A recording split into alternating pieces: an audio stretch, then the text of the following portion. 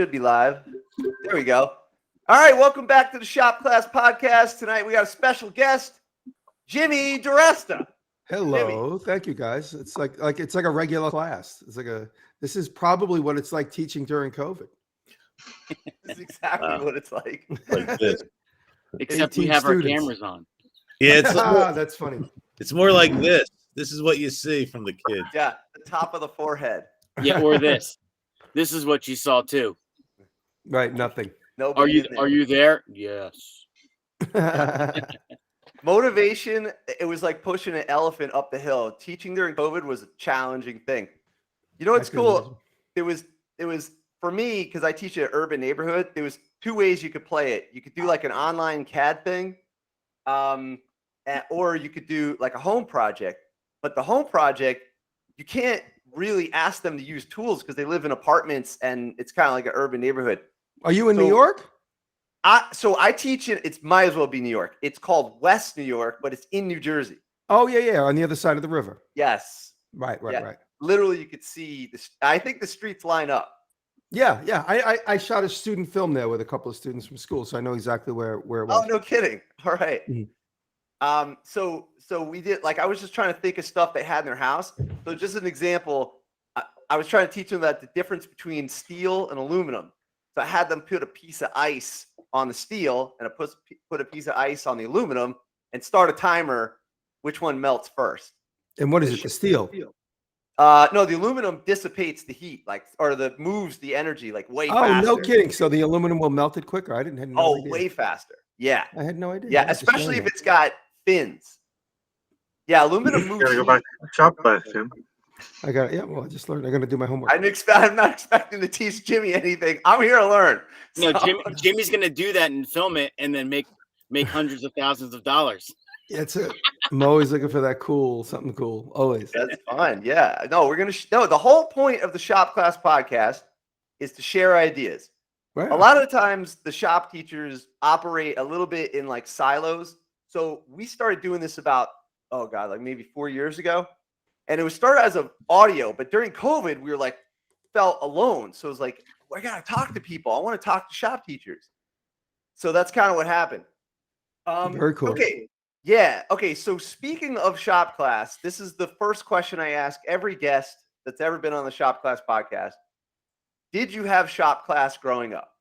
I did. I had shop class. This is a funny story. We had Mr. Ferrara in middle school and we had Mr. Ferrara in high school. They were two different Mr. Ferraras and they were not related. And they both had strange characters and they were both very good teachers. These aren't like brothers? No, just coincidentally have the same name, and they were in the same school system. Like most American school districts, we had grade school, and then at sixth grade, you after sixth grade, you went to a middle school from like seventh and eighth, and then ninth, 10th, 11th, and 12th were in the high school. Yeah. And so the middle school had, so seventh, eighth grade had Mr. Ferrara. And then in high school, I had the other Mr. Ferrara. And it was good. It was a lot of fun. The one thing I regret not being involved in, because those were wood shop classes, across the hall was metal casting and welding. And for some reason, that I just was like, that's for somebody else. That's not for me. But when I got older, obviously, but I wish I had gotten into the metal basics. And I think the main reason when I looked in the metal classrooms, I just was like, I can't do any of that at home. So I'm just not going to do it. Now, I think that was the main reason why I wasn't interested when I was back in middle school, where I saw it for the first time. Well, that's actually an interesting observation. Maybe a lot of students think like that. They think, is this accessible? What's the point of taking this if I can't do anything? Yeah, well, I think, you have those oddball students, those outliers that are just passionate, and it doesn't matter what it takes. Me, I was a little bit lazy. I think I would be like, because if I have to come back here to do that, I'm not doing it. That's just, I still tend to be lazy. I mean, obviously, I get a lot of work done and I'm very productive, but there are certain things I just say, I don't want to do that. I don't care what it takes. I don't want to do that. And, it's really more of a lazy thing rather than a preferential decision, if that makes sense. Well, Yeah. I felt the same way in high school though. When I was there, I walked past the graphic arts room every day to go to my shop class. And I would walk by and I would look at it and be like, who wants to print on paper? know? Right. And like that's kind of like no, I don't want to do that. And then, roll ahead 20 years, I'm teaching. It's like I'm teaching graphic arts again, and Right. then it's like, well, I wish I had that. Where do you And it was- teach? I'm going to ask each one of you as you talk. Well, I taught at Hillsborough High School in New Jersey, Okay. and then right now I'm at Warren Hills High School in Northwest New Jersey. Right. Is that my Rafi Bernstein that just joined? Yeah. Rafi Bernstein? What a surprise. I didn't know Rafi was going to be here. A lot of people came in. This is you're a magnet. He's muted. Rafi's muted. Okay. Wait, so do you open it? Do you guys let the link publicly so anybody could watch? Oh yeah, we have a mailing list and anyone can Oh. join. That's no problem. There it is, Rafi. What's up, buddy? Hi. How are you? This is wild. I was wondering why there was so many Sorry, people. I'm doing. I got up from dinner with the kids. Right on. Rafi, are you going to be teaching high school? So I actually started teaching a woodworking club once a week Oh, great. in Manhattan. Fantastic. That's great. They're working on opening a full maker space, which hopefully in the long run, maybe next year at some point, they'll actually get the funding for it and get it approved, and maybe I'll shop manage for them. Oh, very good. That's great. And I'm trying to get other places in the tri-state area to hire me as their shop manager. I realize that that's a niche that I could get into. Yeah, that's great. Very good. Yeah. Oh, are you talking about a shop manager for a pro shop or for a shop teacher position? Shop teachers. Oh. Schools. Oh yeah, and are you certified teacher? No. So they have something called alternate route. I'm certified And Jimmy because he taught me at SVA. Rafi was a student of mine. oh, at it's school. better. I mean, I'm just talking about like it's just a bunch of paperwork. Yeah, state bullshit. Yeah. No. So we had an open position for this. I'm just telling you this because anybody who's a tradesperson who wants to switch into teaching in New Jersey, there's a back door, and they literally call it alternate route, and then you can get into a public school if that's what you want. Oh, cool. Yeah. Look at alternate route, and you should join the Tech Ed Association of New Jersey. I mean, it's not a union; it's just a bunch of shop teachers that help you out with the paperwork to get into be a shop teacher. And there's so many open positions; it's crazy. So being a shop teacher is something that's difficult to fill these days, I'm guessing. There are no shop teachers. It's really hard to find people that. I mean, imagine if you're a tradesperson, you're doing fine, or most likely. Do you want to deal with teenagers and teach them how to use a bandsaw? Not in person, but from YouTube, yes. I kind of thought about the fact that, like, why is it that I, like, not everybody wants the punishment of trying to teach teenagers. But then I watched Jimmy, at some point, and I remembered how much he loves teaching and showing people how to do stuff.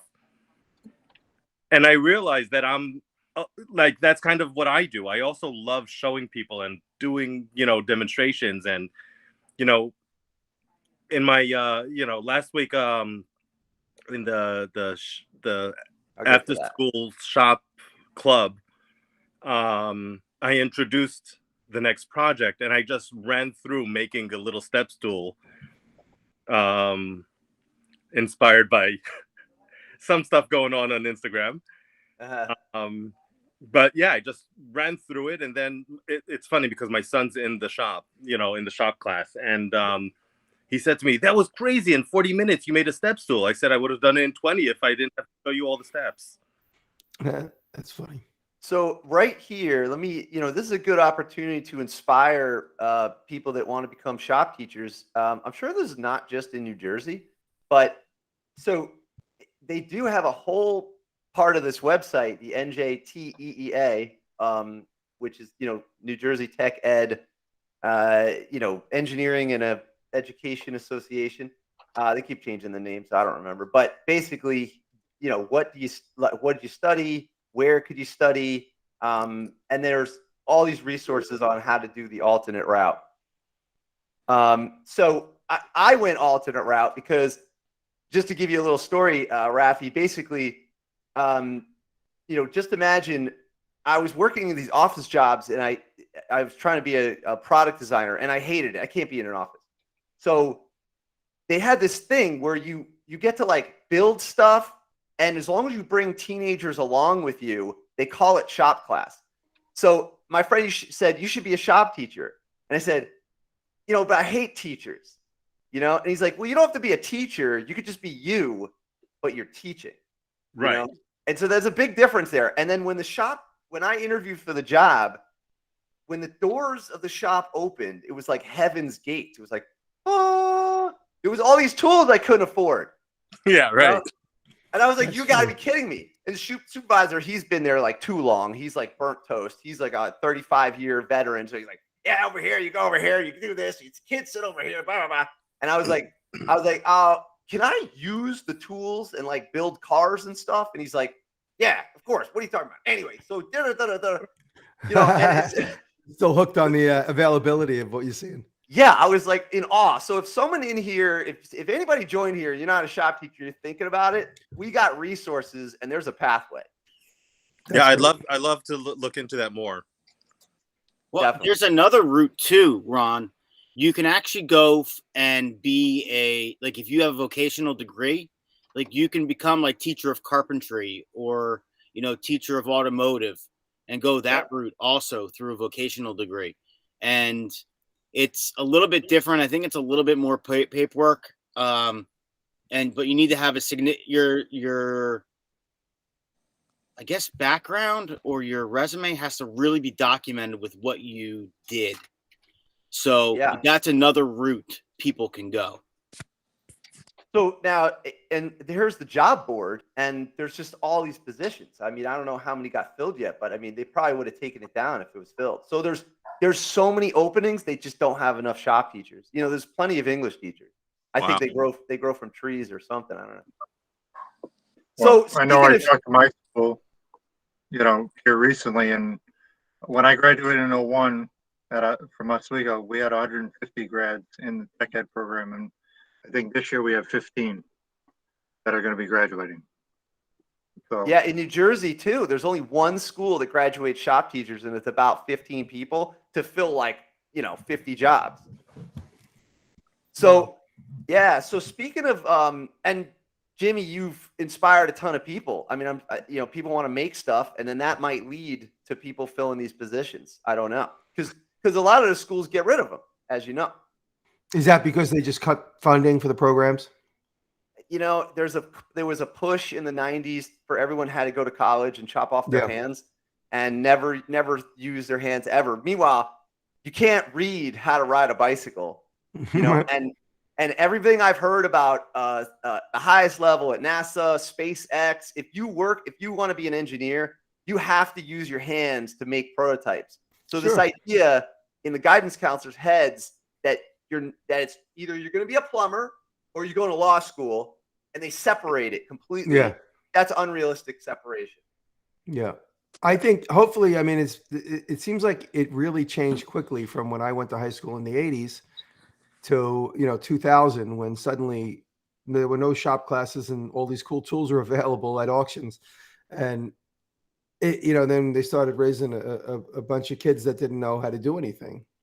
Yep. And, adulting, but maybe it's going to snap back quicker than we all expect with YouTube and so many young kids jumping in on YouTube. There's so many great young YouTube channels with young makers. I can only imagine how many people are doing it that just don't film themselves. I like to believe that if you see one cockroach on the surface, there's a million behind the scenes. So I like to think that there are a lot of kids doing this that just aren't presenting themselves. And then of course, Maker Faire in California is always so busy, and so was the New York one. And now I think right now, Maker Camp is the only thing right now that's going on in a big way in America. I don't know, Nick, can you think of anything else? I mean, there's nothing else right now? I mean, I've only been to the maker fairs down in New York City, but There's not even, they're not in California either. So there is no other like maker event Wow. that I'm I don't aware even of. know if they're doing the regional maker fairs yet Yeah. again or not. And I mean, I hate to sound negative, but the regional maker fairs are always so tiny and like so. I hate to say it again. They don't seem to have a big. There's always like 4 to 10 very passionate people running the show, but it doesn't make a big wave like the big city shows, like the West and East Coast shows. And they always kind of seem to putter out by the end of day one, and day two people come to just kind of pack up their stuff. Because I've been to a lot of those, so they just don't get the big push, unfortunately. Yeah, I agree. I luckily got to one of the maker camps, and right on. I think it's a great thing to talk about because I did go to. If we go back to what you're saying about Maker Fair in New York City at the old World's Fair, basically where they shot all those movies and Men in Black and whatnot, and Iron Man is filmed there, I guess.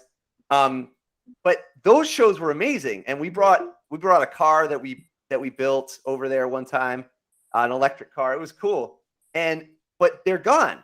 Something happened with the business. So luckily, you got the Catskill Maker Camp, and here's some photos. If no one's been, I mean, maybe everybody in this meeting tonight has been, but it's just an incredible situation. He was there.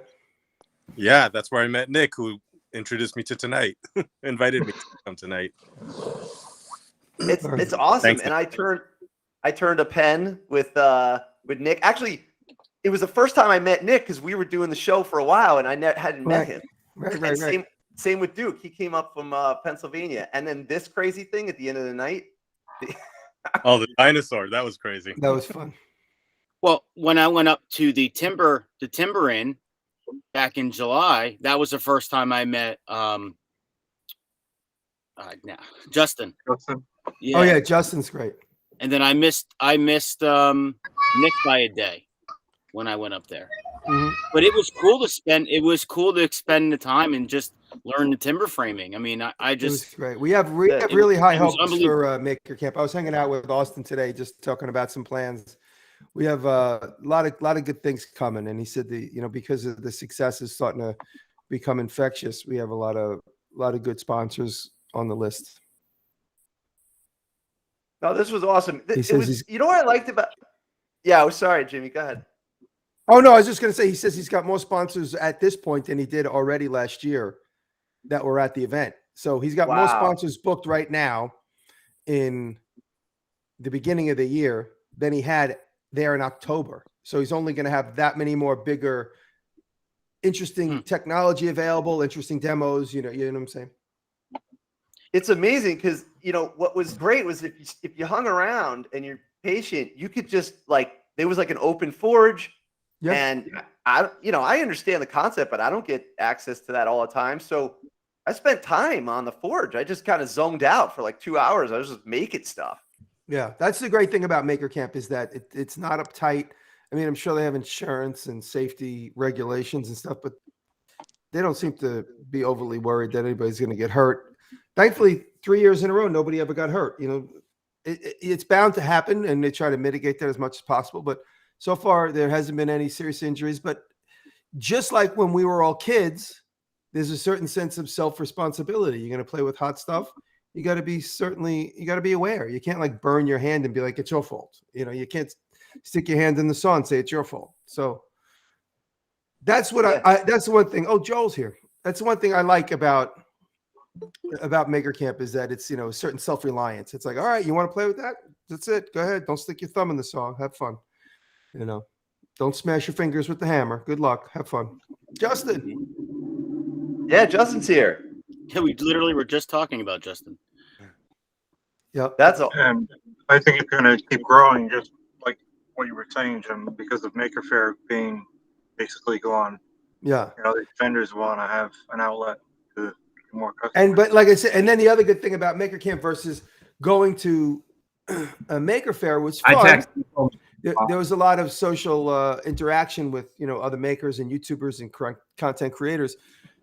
But you just stood around and ate popcorn. but here Yeah. you jump in, you try, you get, it's just more gritty. It's just more hands-on. Even if you actually don't touch anything, being right up on the other side of the rope, as opposed to witnessing everything like you're looking at, a bunch of zoo animals. It's like here you actually get to play with the zoo animals. Yeah, I agree. I had an epic time. And what was nice was there's this centrally located, like, kind of mess hall, and everyone sort of gathered and ate together. And then this is the timber frame you guys made, which I missed that event, which I'm sad about. I'm not going to miss any more of these events at all. This is priority one. Good. And then this was the forge. Late at night, you could just keep going. And the guys running it, they're like energizing bunnies. They're just like, yeah, no problem. Keep doing this. Hey, and they get creative. They're like, why don't you try a twist? I was like, I never did a twist. Let's do a twist together. Oh, yeah, there's KO right there in the middle. Yeah. It was really fun. I had a great time, and I encourage a lot of people to go up there. Look at this spread. I mean, it's just like everybody was just out. Yeah. It was so nice. Yeah, it was great. It was very warm. Everyone was nice. No problems. You don't have to worry about crazy parking in the city and driving through the whole thing to get to Queens. Yeah. Oh my Nice God. organic feel. Here's one of the twist operations. I like Very that all cool. the locals came and watched with their ATVs. Yeah, the hill people. Yeah. They were coming out of the woodwork. Yeah, they were scary. And then this thing. What do you guys make stuff? And at the end of the night, they lit this thing on fire. It was like a ritual. Everybody was gathered. Yeah, well, that was the first ritual. We're gonna do that. Those guys are gonna do that again every year now. It's gonna be bigger and better. Next year, they're gonna actually set the pavilion on fire, and we're gonna build it. No, Every year, it's gonna be bigger and timber better. frame to make. Yeah. So if somebody's following along and watching this and they don't know too much about it, just go to the Instagram Catskill Makers Camp. There's I guess Eventbrite. Stay up to date right here, I guess. Yeah, this is a good one. And Justin's here. Justin did the timber frame. He led that last time. Justin, how you doing? You here? He's busy driving. Oh, okay. No. No problem. No problem. Keep your eyes on the road. He's a busy man lately. He's always doing a lot of timber frames lately. So speaking of shop class and all these maker fairs and whatnot, all right, I got a question for you, Jimmy. Yeah. Let's say you were a shop teacher, because I think every shop teacher probably wants to pick your brain. Sure. And I watched a lot of interviews. There's these happy accidents. You have a great way of explaining your process and thinking things through and being creative. So, yeah. So let's say you had, I'm going to give you like 3 budgets. You got $100 and 25 kids. Right. What do you do? I buy $100 worth of ice cream sticks and glue. Oh, perfect. And I say, everybody has to make an X that does a Y. And, I'll come up with 2 things. Instead of just saying, make whatever you want, you got to give them parameter to get creative within. You got to cross-reference 2 things. And Rafi went to SVA, so he understands kind of what I'm talking about. You got to work within a concept. You got to come up with something. Is Winston okay? I don't know. Oh, I thought you were sleeping. I thought I heard you snoring. Oh, you were reading your phone. I heard and I looked up and I saw your eyes closed. Down. Anyway, so if you give somebody just like a bunch of pixels or building blocks or Lego blocks, and there's a lot of freedom there, it's almost intimidating. There's too much freedom. But if you say, make a lamp that has an interesting switch, or use the ice cream sticks to represent a log cabin that, would be in space. If you say like things like that, it tends to focus their thinking. As a log cabin in space. I love that. If it's too free and wide open, people it's like getting a brand new notebook of, $100 journal. Nobody wants to draw on the first page. So they're just like, I don't know what to do. And then I always introduce comedy. I think Rafi can remember, like I try to be as funny and lighten the mood, because if you get people laughing and having a fun time, they're not embarrassed to do something stupid. They're not self-conscious to be like, I'm not going to be the first person to try this. I'm not going to be the first person to try the saw after the demo because I don't want to look stupid. So just a sense of community, a sense of laughter, it immediately like creates a bonding experience. And I always would tend to pick on one kid. I'd pick one person and be like, he's my punching bag, but he's kind of like my Baba Booey, like somebody that I pick on, but loves to be picked on, and this kind of tends to become like my right-hand man. And it's just something that always happened naturally in my classes. And, but I did really always make sure that at least I try to be fun and funny because I thought it really, really set everybody at ease, especially when it was a demo day. And I let the students, I didn't always, not in my class, unfortunately, because we didn't really have the setup to just kind of freestyle during school. We was always like, everybody bring in your thing. We're going to do maybe let everybody try the demo a little bit, but it was like, this is what you should do this week. This is how you do it. Ask questions. Okay. Answer as many questions as I can. These are certain videos you could watch to help you through it, including the ones that maybe I made. And let's look at homework from last week. And that was sort of the setup for my 3-hour class. But the whole time trying to keep it light and fun. And never calling out anybody for doing something stupid during the homework. And, there was always the students that would try and bullshit and say like, oh, I tried my hardest. I'm like, you did? I would hate to be in a such sticky situation with you. I guess we're both going to die, just have fun with them and gently call them out, not embarrass anybody intentionally or, willfully, but just have fun with them. And again, I was teaching 20, 25, 25, 30-year-olds. So it was a little bit more fun. The worst students I ever had are graduate students because they think they know. They're like the opposite of a 6-year-old because they're like, oh, no, I know how to use the saw. I'm like, do you really? I used the saw when I was in high school. I'm like, well, you're 39 now. Let me show you something. They thought they knew everything because school had a graduate program, 3D, and I taught a couple of them for Kevin, who was my teacher and Rafi's teacher. And Kevin used to teach the grad school students, and they were all working professionals that just thought that they could run the whole world.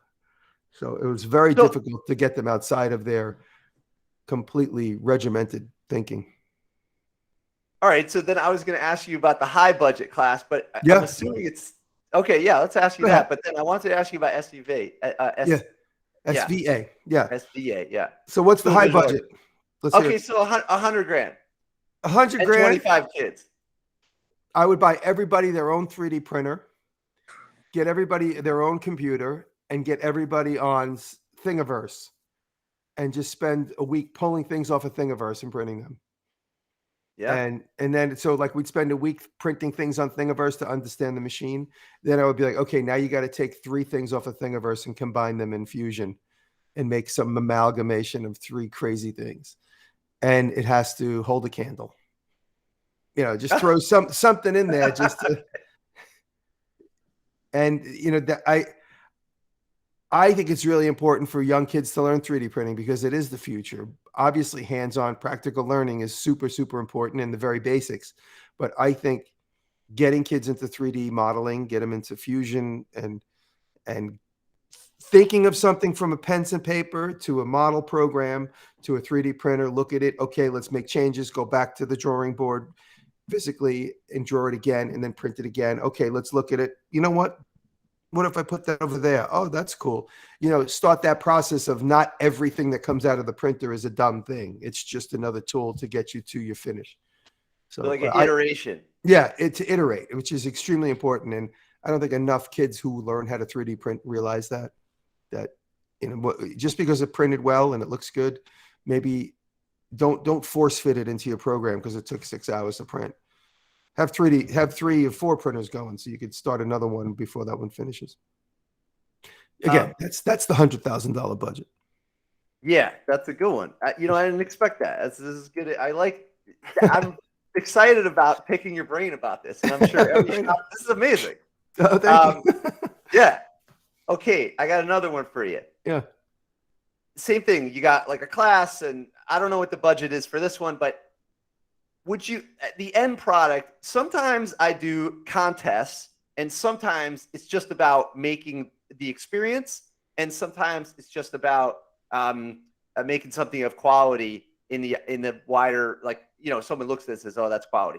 How much time would you, or how much emphasis would you put on like a contest that has to do something, or how much would you put on aesthetics?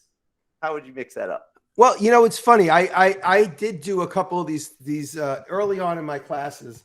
I taught a couple of these. Because I came from an architectural background where you were given one of the assignments, one of the contests we did was you got one line sheet of paper, one sheet of graph paper, and you have like 4 hours to make the tallest structure in the class with that one sheet of graph paper. And that was a great class. I love that. And another thing was you have to build a car that could withstand we didn't have the egg drop. We didn't have the room for the egg drop. So I said, you got to build a car that goes down like a 10-foot ramp in the class and crashes and your egg has to survive. So that was my iteration of it. And the funniest thing, I had the best students that I had were most often Japanese students because they half the time didn't understand what I was saying. So they interpreted it because they were too shy to ask. And so they came up with something completely different that was so cool and left field. And this one particular class, I said it was the car crash. You got to make a car that could withstand. So you got to figure out a crumple zone. And I might have given them, you have to make it out of paper or something. And he came in with this little car. It was the funniest thing. It was just, I can't even look around. It was just like a paper car like this, just a little paper box that he made. With little tiny plastic wheels that he had like maybe salvaged off of a Matchbox car. Right. And the egg just sat right in it. And I was like, he pulled it out and we all laughed. Like, the egg's going to crash. He goes, I know, that's what I wanted to do. I want the egg to break. And it was so funny. He was a Japanese kid. And he did a beautiful little structured fold-up box, beautiful little adaptation for the wheels. And we all, and the funny thing was he made a little strap so it looked like it had a seatbelt on. One little strip of paper that went over the egg. It was the funniest thing. And we were all dying laughing. And so that kind of thing of that type of contest where he intentionally wanted to lose because he wanted to see what would happen. And this was before iPhone. So we would have had the greatest slow-mo shot of his egg crushing on the wall for Instagram. That's awesome. So that just like completely doing the opposite also got great results and like a great learning experience. And contests like that were fun that I personally experienced. I didn't do too many with my students because it was just a matter. If I had a 6-hour class, I would do that for sure. But I had a 3-hour class and those hours go by quick. And, if you had 6 hours, you could let the kids brainstorm for an hour and then build for an hour. And then, with a break in the middle, you'd have more time to go over homework and then a lesson plan. So I just didn't have enough time to do those often. And so I only did a couple of them early on when I realized I just didn't have enough time to do them. But I think contests are fun, but I noticed toward the end of my teaching, you have a hard time getting students just interested in general. So if you put too much of a demand on them, they're just going to check out, especially since we all have to remember our classes aren't the focus of their education. Our class is a supplemental. So that's why I always wanted, even when I taught in college, my classes were like the fun place to hang out. It was like a break from all the other mundane shit.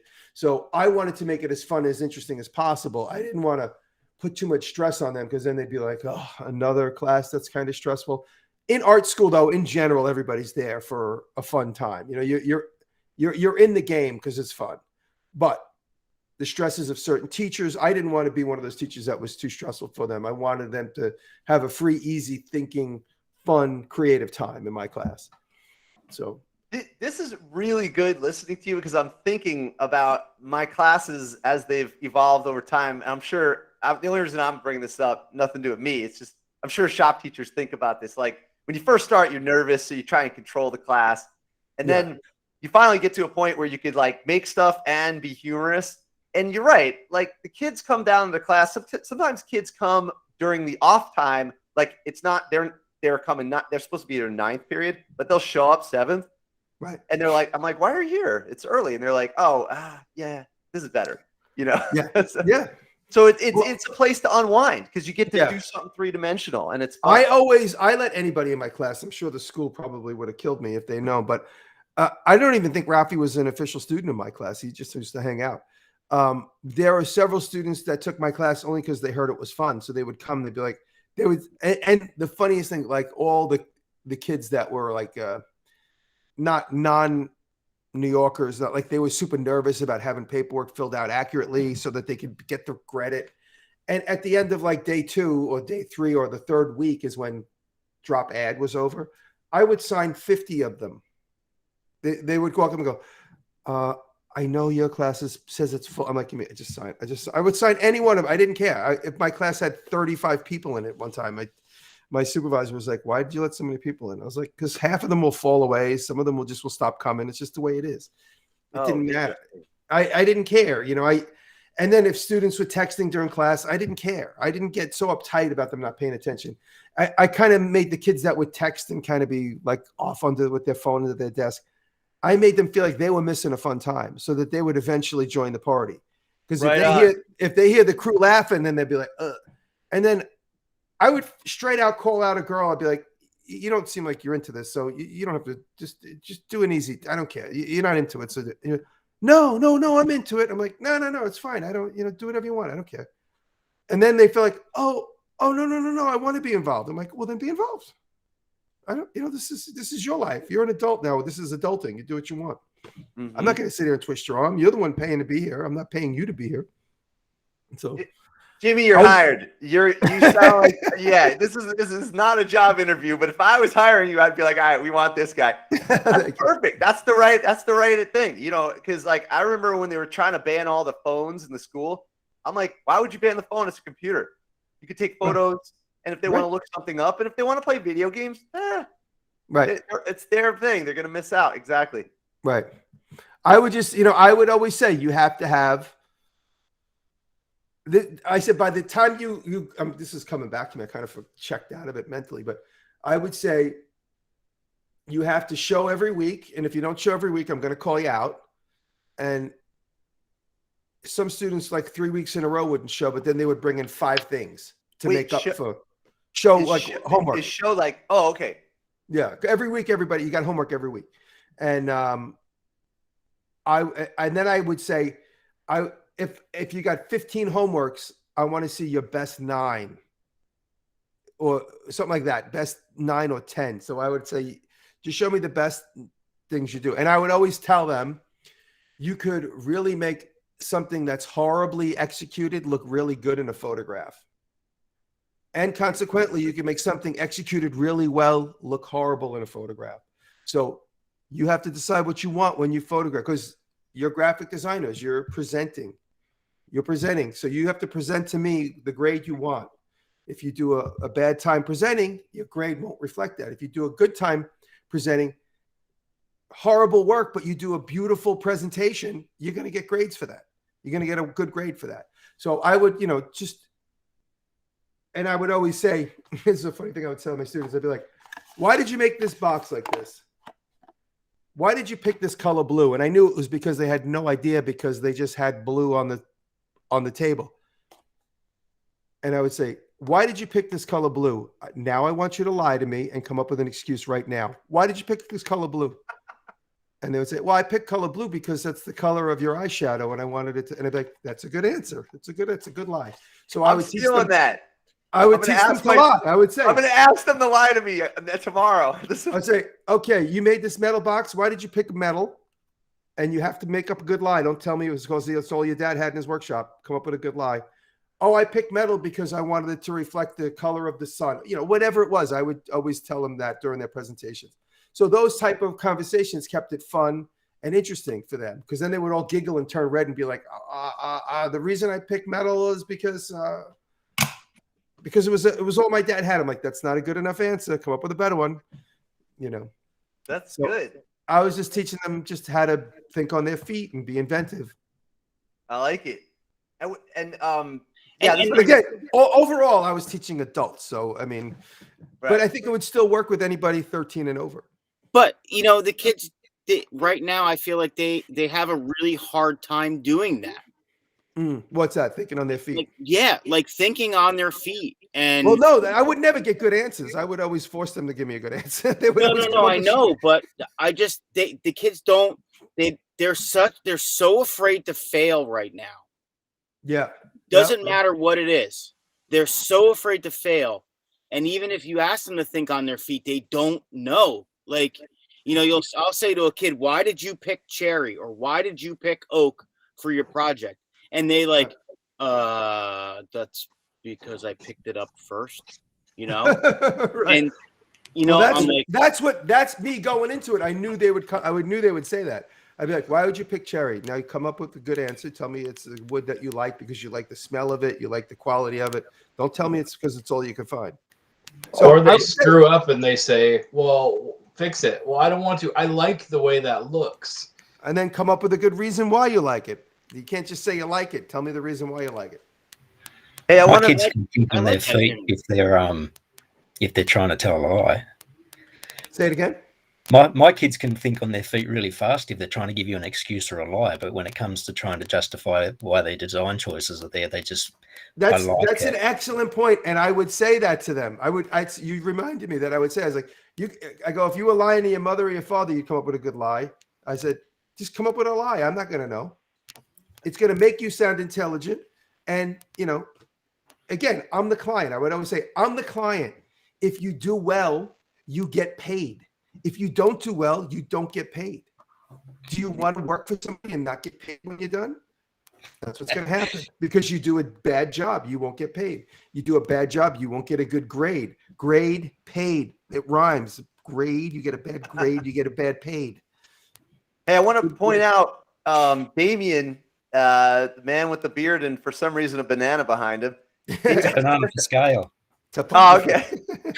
He's coming to us. This is tomorrow for him. This is Australia. Right on. Yeah. So I always ask him stock tips because he probably knows what the market's doing tomorrow. Who wins the horse race? Yeah, exactly. It's quarter to 1 in the afternoon. Oh my God. That's amazing. Jimmy, these are great stories about the class. So what was the type of class? Was it the toy design class? Is that what you're talking about? This was it was called 3-dimensional design. Okay. It was called 3-dimensional design and illustration. And it was just an intro into making things 3-dimensionally in the way of illustration and in the way of industrial design and in the way of most overall using materials. Learning how to use resin, learning how to solder, learning how to do bookbinding, learning how to fold all different types of material into shapes. Packet. I keep using this box because it's right near me. I don't even know what the hell this is. Oh, it's a USB outlet. Using flat material into 3D objects. And I said, everything in the world is package design. This is a package design that holds the microphone technology. This is a package design that holds something. This is a package design that holds water.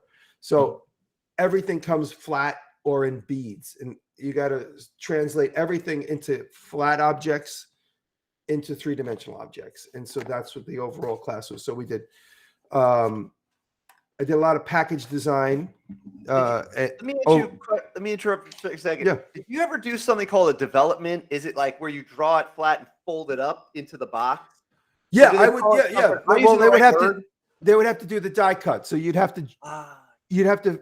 There was a series of classes where I would teach in the same semester. You got to make a perfume bottle. So you got to pick a name, come up with a marketing scheme, whatever that thing is. Then we design the bottle, and then you got to make the bottle and come up with a graphic for the logo. And then you got to make a package for the bottle. So that was like 3 classes in a row. So, and it's all just excuses to use materials. And then at the same time, trying to somewhat touch on what they were going to school for, graphic design and product design. Mostly graphic design. Product design, really, they didn't get much of until they took my class. And then if they really did enjoy it, they would go to Pratt or Parsons. They would leave my school after my class and go to Pratt or Parsons for the 3-dimensional product development stuff. Oh, I see. So at Pratt, there's a complaint I have about Pratt that I was just curious what you thought of it, is that they spent a lot of time drawing, and then they would give you like 2 weeks at the end before critique to make something 3D. But if you didn't come in with these skills, Right. oh, that was painful. Right. So my question is, how much time do you spend on drawing concepts till you move into 3D? Because the 3D is going to be probably the most challenging. In my class, you start making stuff immediately. I didn't even do any drawing. Like you would just assume that you knew how to draw. And if you didn't know how to draw, that's fine too. Just start making it. Yeah. I didn't draw. By the time they took my class, they would have had foundation drawing in second year. I mean, first year they would have had foundation, which would have involved figure drawing. But in general, kids that go to art school have a certain acumen to draw. So again, all my circumstances are slightly different than you guys. You're getting just like all the fish in the net. I'm getting all the fish that were picked out of the net that were the right size, if you know what I'm saying. So, yes. So I had like a different group of kids. The kids always kept journals for the most part, and they always had really interesting journals. Really interesting handwriting. I don't journal very well. I tend to kind of draw very scribbly, but I did notice that a lot of the kids, their journals were precious to them. Now, 3 or 4 years after I stopped teaching, they're probably just doing screen grabs and finger sketches on their phone mostly, which I do. Yeah. So going into this kind of, having you on the show, I was looking at all these interviews you've done, and it basically, to me, it breaks into like 3 categories. So it's like, okay, basically, how did you become Jimmy Diresta? That's a popular question. I just write my name on everything. Yeah, there you go. And then what would Jimmy do? Basically, like they'll ask you, hey, what would you do here? Right. And then you have like a specific project story. So I was trying to get outside the box of that and think about shop teachers, but the stuff I came up with. So what I want to ask you, let me ask you a product design question, but it could work for the classes of shop teachers. How do you go from how do you know when to go from, let's say you have something that's crafted, something handmade, and do you think that part is done, or do you go into manufacturing? So when do you make a decision to say, okay, you know what, if we had 100 of these, that'd be a lot better, or rather this one crafted piece, you know what, that's served that audience. Mm-hmm. I want to, Right. Well, I usually go into manufacturing things when it's easy, when it's the path of least resistance. When I realize all I have to do is just water jet out. I'm grabbing one of my razor blades. I just got to water jet out a shape and find someone to sharpen them for me. And that's easy. That's an easy sell. But right now I'm working on trying to make, if you guys had seen my catapult videos from a couple months ago where I'm selling like that, well, I'm giving away that kit. All the parts are on like an old plastic bottle. Right now, I'm trying to develop that concept for a whirly gig. And one of the most important components of a whirly gig, there it is, yeah, is the bent metal rod. So I'm having a hard time trying to figure out how to incorporate the bent metal rod. Can I have it water jet out of a square? Can the bent metal rod be water jet and square shaped? Can it be? See. I don't know. Maybe it can be. I have to. Because you need a crank. You need a crank. Yeah, I need a crank. And can that crank be? Now I'm going to work with Send Cut Send on this idea.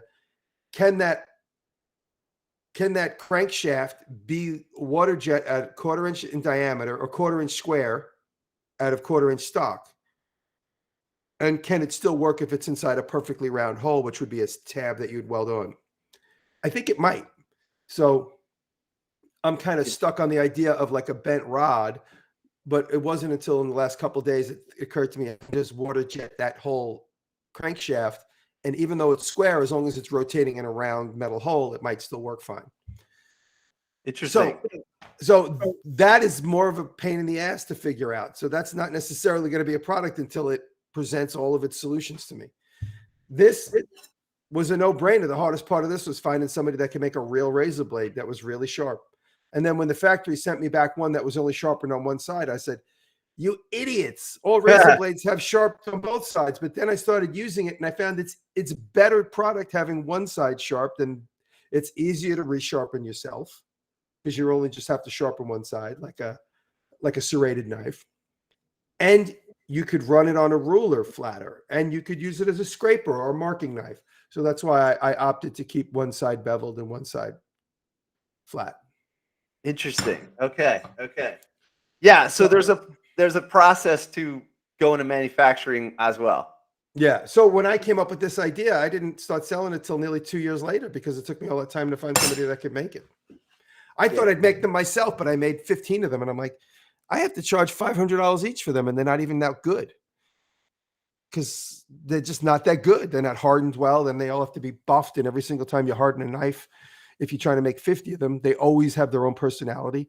Razor blades have to look like this spit out of like a Dr. Seuss machine. They all have to look exactly the same. Yeah. And, at least in my opinion, and here I'm making them, the bevel's slightly different on one, it's slightly different on the other. The tip got rounded the minute I'm sharpening this thing, and all of a sudden, whoop, I round the end. That's, if I ruin this end right here, the whole blade's got to get shorter. So that's why I was like, I can't make them myself. Okay, I see. All right.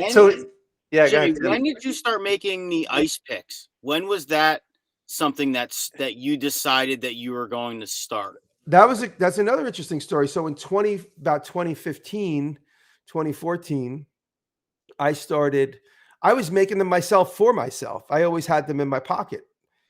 I was making them and always using them on my YouTube channel. And people started asking me, can you make me one? And I'll be like, no. My whole world is you make for yourself. Can you make one for my husband? I'll never make one. I'm like, oh, that's an interesting point. And then my buddy Luis in Puerto Rico, he said to me, he goes, hey, everybody wants these damn ice picks. He goes, why don't you just offer 100 for pre-sale? And if they sell, then you figure out how to make them. And so I just arbitrarily said $60 seems like a good price. And I put them for sale for $60. And they sold out in like one day. So it's like, damn, now I got to make 100 of these. I don't even know what the ones I had made for myself, I would just solder with electrical solder, and I would use a thin tube, just happened to be a tube I got at the hardware store. And so now I'm like, the thin tube is too thin, electrical solder is too soft. I have to really kind of figure out this product, and the tube has to stay on, because the ones I put in my pocket, the tube just fit on friction wise. This happened to be almost the exact same size diameter. And I'm like, where am I going to get ice pick blades? I don't want to make that part myself. That's a pain in the ass. And so after all was said and done, I figured out a system to make the first 100. And then I figured that would be the end of it. And then everyone's like, can you make me one? Could you make me one? And then I'd be like, all right, let me make another 100. And then I was pre-selling them 100 at a time. And then and that was too much pressure on me, because it'd be like, oh man, by the end of this month, I have to make another 100 of these. And so then the manufacturing process got easier and easier and it's still a pain in the ass, but it got easier from knowing nothing. The more I made them, and they kept selling. And so I just started making them as much as possible and stopped taking pre-orders. And then it was just like, when are they going to be in the store again? I'll be soon. And so I stopped taking pre-orders about 5 years ago, and I just make them and they sell. I sell about 10 a day on the average. No kidding. Yeah. Yep. Last year we were selling about 10 a day. I don't know where we're at right now. I don't really pay attention to what's available in the store. It gets me too stressed out. So when people say, do you have any ice picks on the website? I go, I don't know. You got to go look. I don't know. I don't ask. There's 82 left. Okay. We just put them in the other day. 82 large ones or 82 minis? Oh, you got minis in there? I didn't even see the minis. They should be. I'm a middle school teacher. I need to get the minis. And then we also have best pocket option. And we have magnet. There's 30 magnet picks in there too, where the magnet is on the very end. The magnet and the level, right? That's well. I want to get just the magnet, because the level's too much of a pain in the ass. I only do that on a very rare occasion. Yeah, I want to get one. It's just a matter of going to the website and clicking buy. I'm not stopping you. But yeah. But was that your first venture into manufacturing something, Jimmy? No. I had been manufacturing toys. I mean, I've been involved with selling stuff at Walmart and Toys R Us earlier in my life. I started right in the toy business in 1990, and then I went to China probably 75 times from, that's an exaggeration, probably 50 times. I went to Hong Kong over 28 years. So I was trying to go outside the box of those type of questions, like what's your pathway? But maybe that's a good way to cover it. So I saw one story you did with the interview about the squishy eyeball brain toy. Yeah, the Gurgling Guts was a product we came up with. I thought that was a great thing. 95. Yeah, maybe you could talk about that. So I don't know, just if you guys know, Jimmy did product design as well, and mostly in toys. Yep, mostly toys. And think about, I don't know, like remember those garbage pail kids? Yeah. It's kind of like that 80s kind of attitude, and it's like a squishy. Yeah. I can't describe your product. The quick story is I was sharing a workshop with my brother and my partner Perry. We were all together. We were partners in toy design, and Perry was working on a prop for a independent movie he was doing where it was about taking like mind-altering drugs. It was just like this Lower East Side hipster movie he was working on. And he made these rubber brains, and the rubber brains were part of some puzzle, some made-up game that was in the movie. And this rubber brain was sitting around the shop. Actually, they weren't made in rubber. They were made in plaster Paris. So I took his rubber mold and I filled it with rubber silicone. I spray painted the inside with paint and then filled it with silicone so it would part out. And I pulled out the rubber brain and I started playing with the rubber brain and bouncing it around. And because it was a brain, it would like shoot in every direction. It wasn't a round ball. And then I came up with this theme of like, okay, this is a ball that does what it wants. In fact, it was like throwing a rock at the wall. You don't know which direction it's going to come back at you. So I started thinking of some stupid marketing scheme, a rubber brain. And then I had seen the cover of Scientific American was a human hand holding a human brain. It was like just removed out of a cadaver. And it said sex in the human brain was the name of the article. And that magazine image sparked the idea of if I take this rubber brain and put it inside of a condom and fill it with liquid blood, it would look like a real brain that was just removed out of like the head of a puppet or something. And that was the beginning of the marketing scheme of having blood in the thing. Then we had to figure out how to manufacture it. So I actually sold the product based on just what it looked like. Jimmy, what was the name of it? Gurgling Guts. Okay. I'm going to pull it up.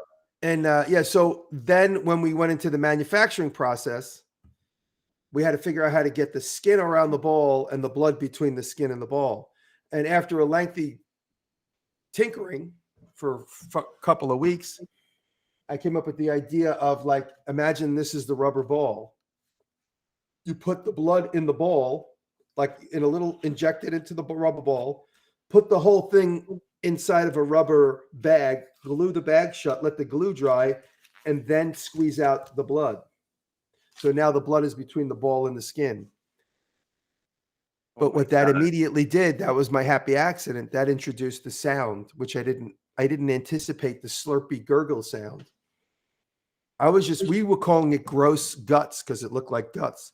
But when I did the squishy ball and I made my first prototype of the manufacturing process, it immediately brought this audible aspect to it so that it went from gross guts to gurgling guts. And that's how we came up with the product Gurgling Guts. I mean, that took a couple of months to put all that together, but that's how it came up with. And so I came up with the idea of the product and I solved the problem of the manufacturing of it.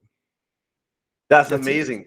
That's a lot of work to do. So you came up with the idea, plus you got to go through the process of coming up with something squishy and soft that has it's tactile, it makes noise, and it looks the part, and it's got to get manufactured. Yeah, there's a lot to it. Yeah, and those are all the Gurgling Guts. And then Perry, the guy that was in my shop with me, who originally made the first brain for the movie, Perry came up with the Dr. Gory character, and he did the whole logo and everything. He hand drew the whole logo.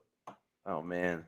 It was my first project with Illustrator. I wasn't doing it. We had a guy that worked for us that did it, but it was my first experience working with Illustrator. It was watching the Gurgling Guts logo get designed in Illustrator in 1993. This is awesome. And it would go, right? Yep. I probably had one of these. These are cool. Thank you. This is awesome. And so being in the toy business was so difficult. Like this was great and it looked great and we made a lot of money at the time, but it was hard. It's hard to do this every year. It's hard to come up with a product that sells every year. And so I got a little frustrated and I started just doing interior design and also product development for everybody else's product. I stopped kind of trying to pitch my own ideas. And then with my brother John, we started, because he was in Hollywood, he had gotten into Hollywood through a sitcom and his stand-up comedy. He pulled me into this TV concept where we pick garbage and sell it, or that we pick garbage and make stuff out of it, called Trash to Cash. So we did that show. I mean, we got lucky and I made my own pitch tape and everything.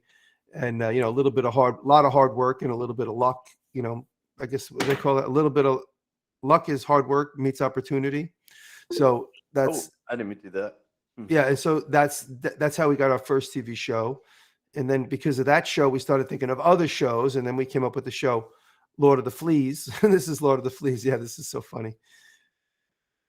There's a big building the old there. neighborhood. This reminds me of New York. Yeah, that's 11th Street and Avenue A, which is a giant building there now, where the flea market was. The city's changed so much. It's so cool seeing this. Yeah, this was we had so much fun shooting this. That's my brother. That's awesome. We're driving around in my old Toyota Tundra. We came up with this idea. So this was after we did Trash to Cash. We had a meeting in California for a different idea. And John was in New York doing stand-up comedy. And he says, why don't we do a show where we just straight up pick garbage off the street and just take it right to the flea market and try and sell it? I go, that'd be funny. And so we had a weekend. We started shooting this concept he came up with it that morning. We shot it on a Friday, Saturday. We brought all the stuff we picked off the street to a flea market on Sunday, shot the tape. And then Tuesday, Wednesday, we were in LA pitching it to Comedy Central. Wow. And it didn't get picked up. We showed it to several people. Nobody wanted it. Ultimately, everybody liked it, but nobody wanted it. And then that was in 2000, I think in 4. No, that was 2006 is when we did this. And we didn't sell it until 2010. That's when we actually saw the old idea. And then in 2011, the summer of 2011, we shot Dirty Money, which was, they changed the name from Lord of the Fleas to Dirty Money. Same show concept? Same concept. I mean, but Hollywood took it in and regurgitated it in their own way. Yeah. It had to be a real family business and all this other bullshit. We were just like, let's just, who cares what our business is? Let's just pick garbage and try and sell it to people and fool them. They're like, no, it's got to be a family business, and we got to see how much you found that for and how much you sold it for. They ruin everything. Everything gets ruined. Oh yeah. It's funny. Basically, that concept is still going on that one. I think HGG Flea market flip. Yeah. Yeah. So it's the same idea. It's just higher scale. Yeah. It's so funny. Yeah. Yeah. I went for one of these, Discovery Channel auditions one time, and there's like a different vibe. They try to get me we made something, and then they try to get me to talk trash about the guy I just built something with, and I was like, I'm not gonna do that. And they were like trying to egg me on. I left the whole thing. I'm like, you know what? There's a big turnoff to the whole thing. Whereas when you build stuff or you work with students, there's so much fun to that. And, no one's trying to get on purpose. No one's trying to get people to argue amongst each other just for ratings or whatever, Yeah. Yeah. So I totally understand. So switching gears a little, you kind of, it's interesting that you went from product design, all the way over to restoration of machines, bandsaws, old equipment. You have a farmhouse, very old school. And I think a lot of the shop teachers probably appreciate the restoration work and the highlighting of bringing back, like, even the printing press, bringing back these things, because some of the shops, you know, like just to give an example, my shop has a power hacksaw from like 1926 or something. This is like the first year that the building was even there. Wow. And it's still there and it's still working. And, oh, wow. You know, yeah. A Peerless? It looks like a Peerless. It's a Racine. Oh, nice. Is that, I don't know if I'm saying it right, but it says Racine on it. Maybe that's where it's from. Yeah. The thing works perfectly. Wow, that's great. And you know, the old shop teacher who I overlapped, he would have killed you if you tried to move this or sell it for scrap or something like that. He would hide lathes when they came to get rid of programs. But I had a new supervisor who wanted to move it, and it hasn't been moved in 100 years. Right. And I said, my man, it's not moving. That's it. Get over it. And we had a fight about it. We had to argue, a full-on argument. And so I would encourage shop teachers to stick their ground. But I want to thank you for doing all this restoration work. Oh, thanks, man. So how did you transition into all this restoration work? Maybe you got some stories about that. Well, I tell you, the very first piece of equipment. Well, living in Manhattan, there's a lot of opportunity. I remember my first lathe that I got, my first South Bend lathe. I was walking down Center Street in Manhattan, right across the street from where Tom Sachs is. Tom's on Center Street. Walking down, and then across the street, Center Street used to be all machinist supplies and machine sales. So you'd go there and buy, there's old pictures in black and white on Center Street, and it's a storefront, and in the storefront are South Bend lathes and milling machines in the store, like cars. And you never see that anymore. But in the 30s and 40s and 50s, Center Street in Manhattan was the machinist center. And I was walking down Center Street one day, and inside this old fabrication shop, it wasn't even open to the public, was a lathe in the front window. And it looked like it wasn't for sale. It looked like it was just the most convenient place to put it while they were busy doing something else. So I went in and I said, is that machine for sale? Because it obviously wasn't being used. And they said, yeah, let me find out. Guy got on the phone, came back. He goes, yeah, it's $500 if you want it. I was like, all right, I'll buy it. And so I went and got $500 out of the ATM. I said, I'll be back later to pick it up. I went back with my truck and got it. So that was my first taste. And I used it to just cut. I didn't even know, I had no exposure to a South Bend lathe. I just saw that machine and thought it was cool. I had never seen anybody use it. I had a slight inkling that you could make screws on it, but I had no idea how. I didn't know it at the time, but the South Bend that I bought was a 9-inch with no gearbox on it. It didn't have a pitch changer. You would change the pitch by changing the gears, which of course I was never, ever going to do. I knew nothing about it. So I just left it as it was. I don't even know still never changed the pitch on that lathe, a particular one. I still have it. But that was the first cool machine I got my hands on. As a kid, I always had machines like bandsaws and stuff, but that was the first machine that I said, okay, this is a cool antique machine that's now mine. And then I guess the next big thing I acquired was we were getting ready to do the show Hammered in Brooklyn. And this is in the summer, the end of the summer in 2005. And we needed tools for the set in Brooklyn. So they're like, well, if we could figure out cool tools, I was doing a show at HGTV, and I just went on Craigslist to look for tools. And the very first post on Craigslist was free bandsaw in Harlem. The guy had just posted it 10 minutes before. And I called him, and this is in 2005 on Craigslist, when Craigslist was kind of still new. I called up, I'm like, is the bandsaw available? They're like, yeah, it's still here. I go, has anybody called for it? They're like, nobody. You're the first person so far, the only person that called for it. I'm like, all right, I'll come take a look at it. And they were giving it away for free out of the Harlem School of Music. It was the same size as that, but different. That's a different one, but it was the same exact size. And I went there and I go, where is it? They brought me inside, and it was in this Harlem School of Music. It was there. They said it's been sitting in this spot since we opened the school. It used to be a theater. The school used to be a theater. And this was part of the scenic shop. The wood shop that made all the stuff for the play. And it was off stage, like there was like a whole workshop just off stage in the wings. And it was sitting there about 100 feet from a loading dock. My car was there. And I said, and it was free. I was like, can I take it now? They said, if you could figure out how to get it in your car, you could take it. And I was like, this was the first machine I'd ever moved that was dangerous. And I was like, well, I got to take it now. So I just had tools with me. I took all the parts off it that I could. The table was so heavy, we needed 3 people to move the table. Oh yeah. And then I got it down. Freaking thing. I got it down to just the cast iron, big letter G. And we rolled it on steel rollers. It might've been like conduit. So we pried it up. They had a couple, and all these guys were all excited to see it go to somebody. So they were all willing to help me, but they thought I was crazy. So we got it to the loading dock, and my car pulled up to the loading dock. It was still had to go like 25 inches off the loading dock into the bed of my truck.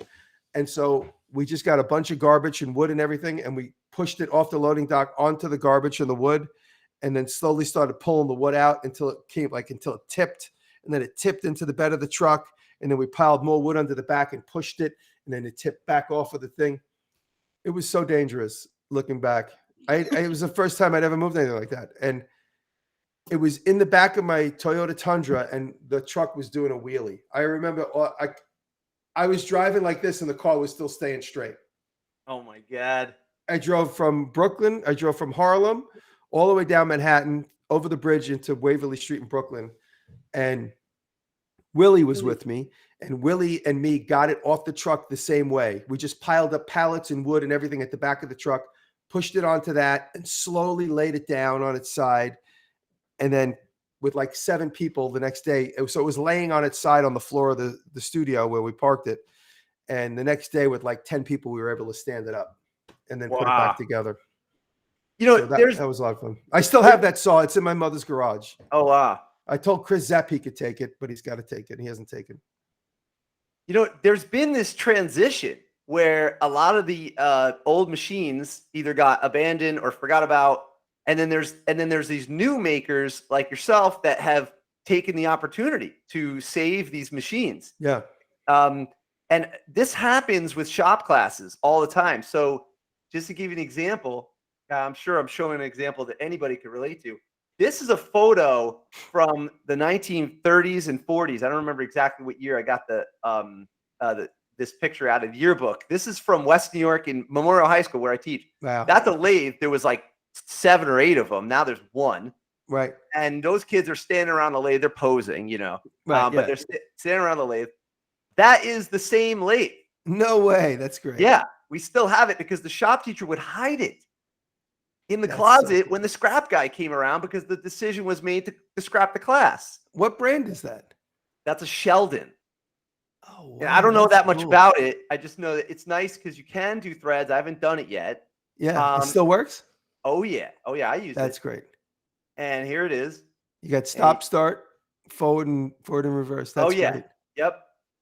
You know, and so and I'm actually There's a there's the Racine right there. Yeah, I'm actually reincarnated. That's me back in the corner on the right. That's great. That's Yeah. great.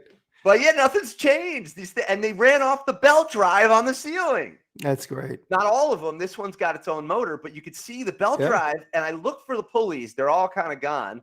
Yeah. There's the one. Yeah. And this is There the it is. machine. Yep. And that's me just explaining it. You know. That's really cool. Yeah.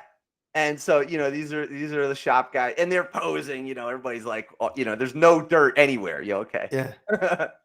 So, you know, I want to thank you because you're inspiring so many people to get these old tools out of the closet or out of the old factory or whatever. If you can find them, work on them, you know? That's great. Yeah. Well, I bought these 2 old bandsaws from Keith Rutger, who is the godfather of machine restoration. Oh yeah. He does this Yeah, little Keith- show, right? Yeah. Well, Keith Rutger he's a YouTuber, and he does machine restoration in Georgia.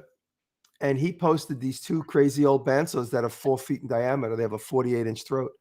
And he said, these are going to the scrap heap unless anybody wants them. And everybody was telling me, and I called up, and the guy goes, I called Keith, and Keith goes, well, call the guy, because I think somebody already claimed them. And I called the guy, he goes, yeah, somebody's taking them. I was like, all right, well, if everything changes, give me a call. He goes, oh, no problem. He called me like an hour later. He goes, yeah, the guy looked at him. He says, he can't take him. He doesn't know how to move him. I was like, all right. I go, how much? He said, $500. I said, I'll PayPal you. So I PayPal them. I said, I have no idea how I'm going to get them, but I'll figure it out. Money solves all problems. I said, don't worry, we'll figure it out. And I was going to hire a couple of different guys. And then I spoke to Keith, and Keith is like, well, you know what? I can get them for you. He goes, I know I can get them for you. And I said, okay, cool. And then he called me a couple of days later. He's like, I got him. I got him here in my shop, in my yard. He goes, whenever you're at your convenience, if you want to send somebody to come and get him with a flatbed. You know, they needed to go on like a low boy 18-wheeler. That's how heavy these are. And I said, okay, cool. And then he called me a couple of days later because, you know, I'm sitting here staring at these things. He goes, I want to restore one of them. And if you'd let me, it'll be yours once I'm done with it. Because I got no room for it anyway. He goes, so if I restore it in a series of videos, and he goes, is that okay with you? I was like, yeah, then I don't have to do it. I get the beauty of a beautiful machine all perfectly done. Wow. And he's already up to like episode 16 on all the various little tiny parts that he's redoing. He's really doing a deep dive. So he did an episode on taking it apart, and then he couldn't get the bottom shaft out of the wheel. And so he had to machine it out. So he machined it out. He was able to get the tapered axle out, and then he just remade the tapered axle. There was various machining techniques to make it tapered, and then to make it straight, and then to thread the end. And he's doing all the steps, and he's going to turn the babbitt. He's going to redo the babbitt. And after all is said and done, you could see there, you can go back to episode 1. You could see how big it is. And so once he's done with it, I'll get that. Of course, I'm going to compensate him for his time. He keeps saying, don't worry about it. Don't worry about it. But I'm going to make sure I'm going to stuff a big fat tip in his palm when I go to pick it up. Yeah, that's awesome. And so, yeah, so that's another machine that is being saved. Is this because of me? Yeah. Oh, well, that talking about the logo there, like he does all kinds of. Oh, There's he's like got a an super deep advertising dive. here. Yeah, this is part 1, so you'll see an image of it. And it came. There's 2 of them. One is fully assembled or was mostly there, and one is missing a lot of parts. So, oh my God, it's huge! Yeah, that's a 4-foot wheel. So you see where it sits on the ground. The bottom wheel has to be in the earth. Has to be below grade. So wherever it's going to live, I'm going to have to cut a hole in the ground for it. You just blew my mind. I'm like, yeah, where are you gonna put the wheel? Either we cut a hole in the ground or make its own pad for it, or put it up on blocks, which is like most you need likely. like an old shop that has an oil bay or something. Exactly. This is awesome. So Keith is doing every little aspect of that. It's crazy. And since he's got basically all the parts, he might hang on to it for longer while he's figuring out how to duplicate all those parts to make a second set, because the second machine doesn't have wheels or a table. We've got an Oliver, I think it's a number 127 or something like that.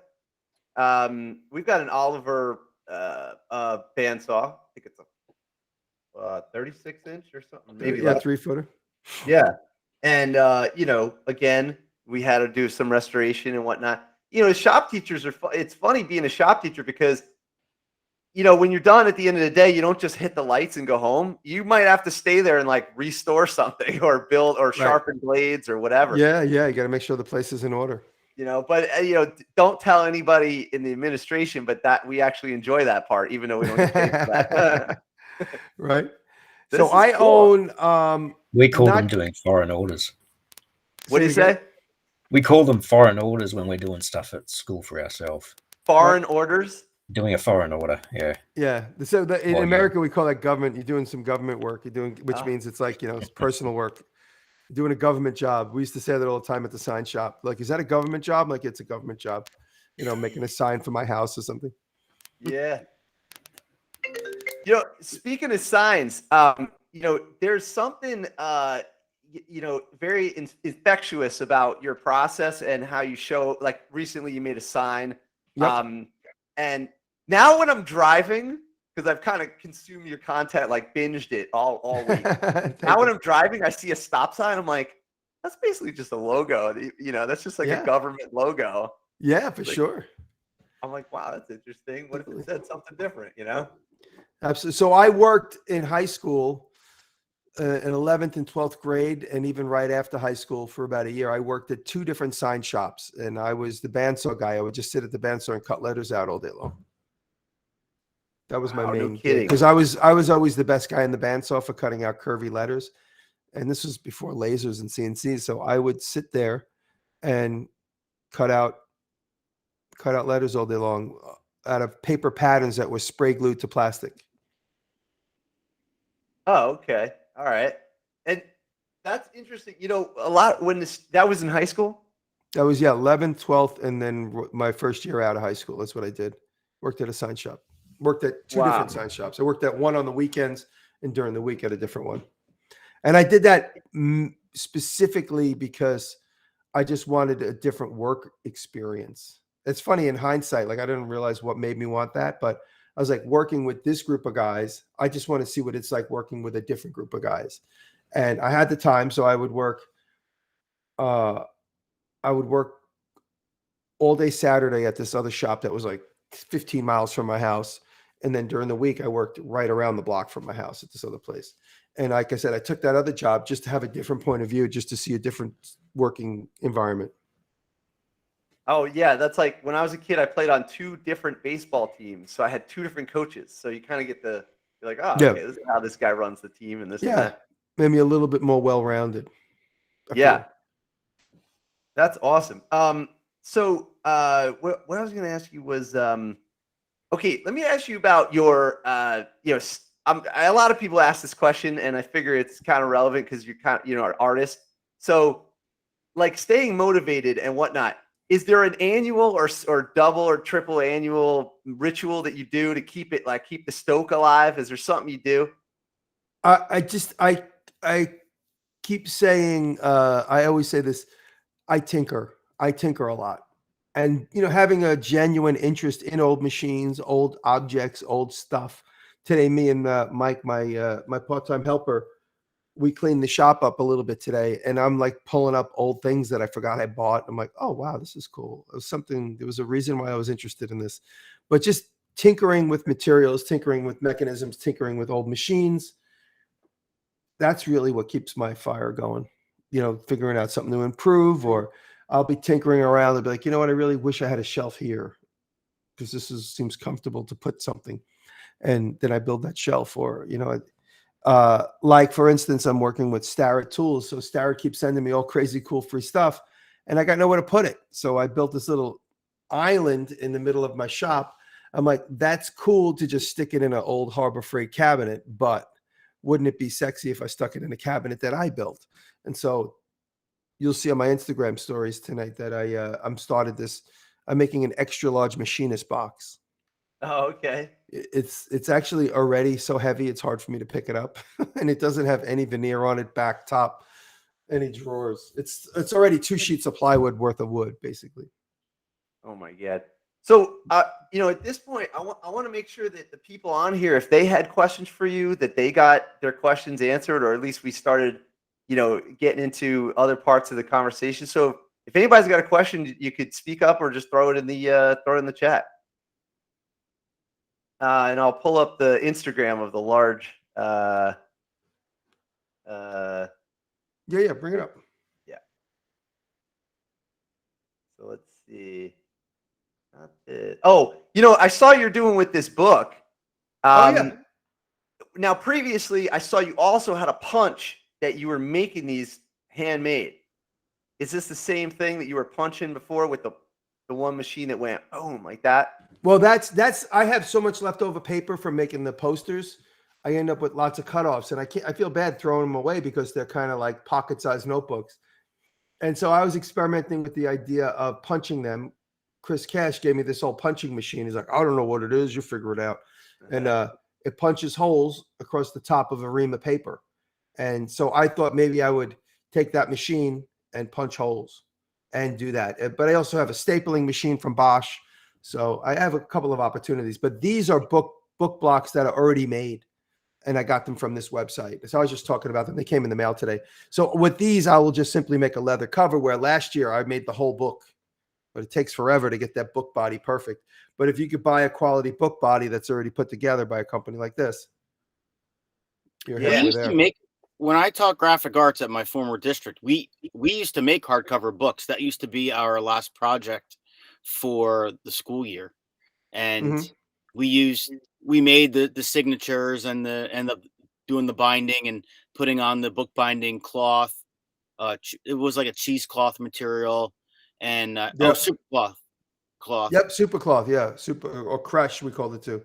Yeah, and then the headband material, and we used to make the covers, and we made all the covers out of actually wallpaper, believe it or not. Oh yeah, that's a beautiful idea. Yeah, that's a great idea. So that's what we used to do with the kids, and the kids loved it. They would always say that was their favorite project of the year, and they would walk away with a journal, and it was great. I mean, it was really, really great. So when I saw that you made, or not when you made, but you had those bookbinding signatures or the the blanks, that brought me back to those memories of making those books with the kids.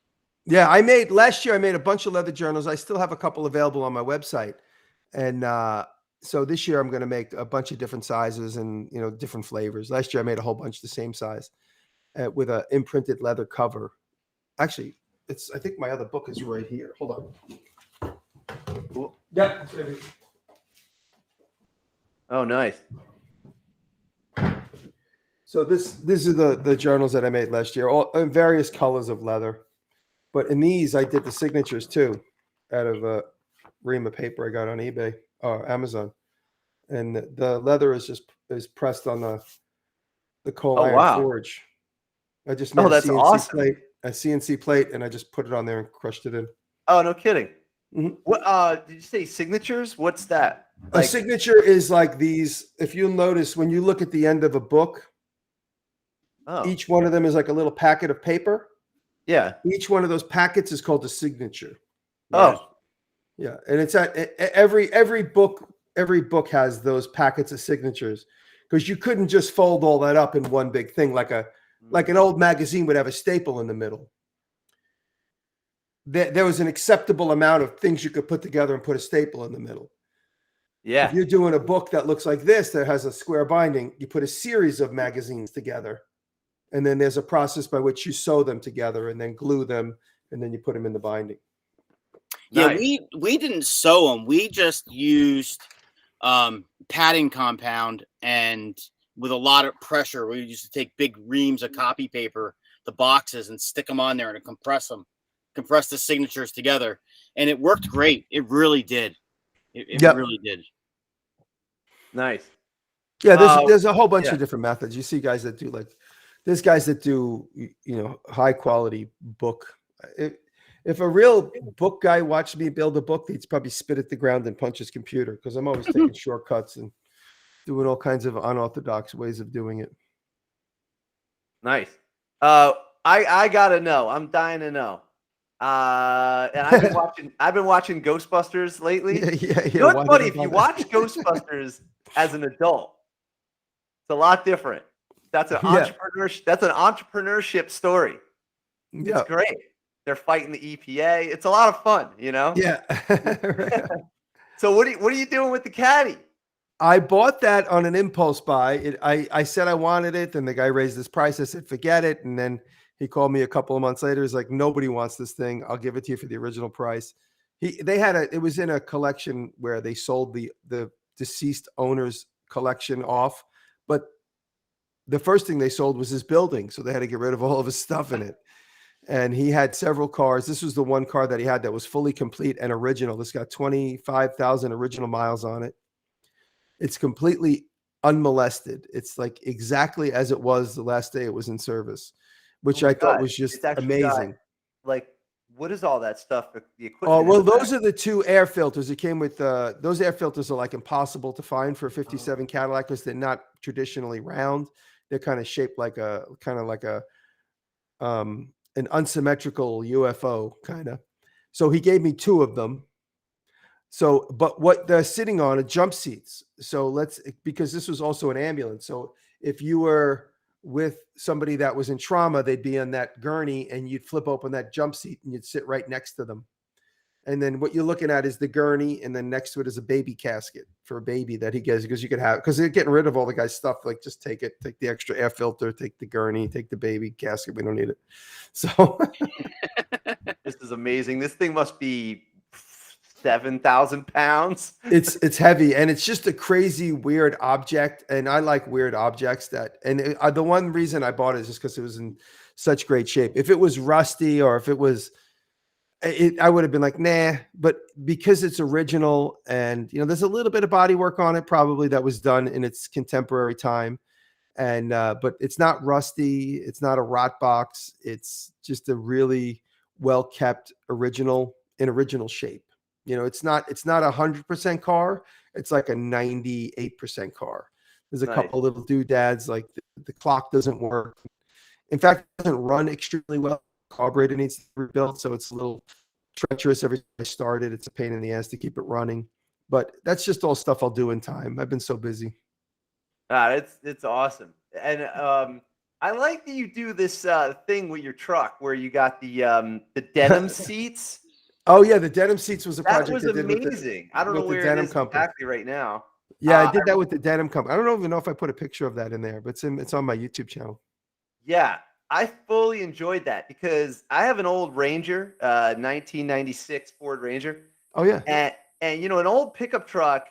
That thing can save you in a lot of ways because it's so bulletproof, and then you could.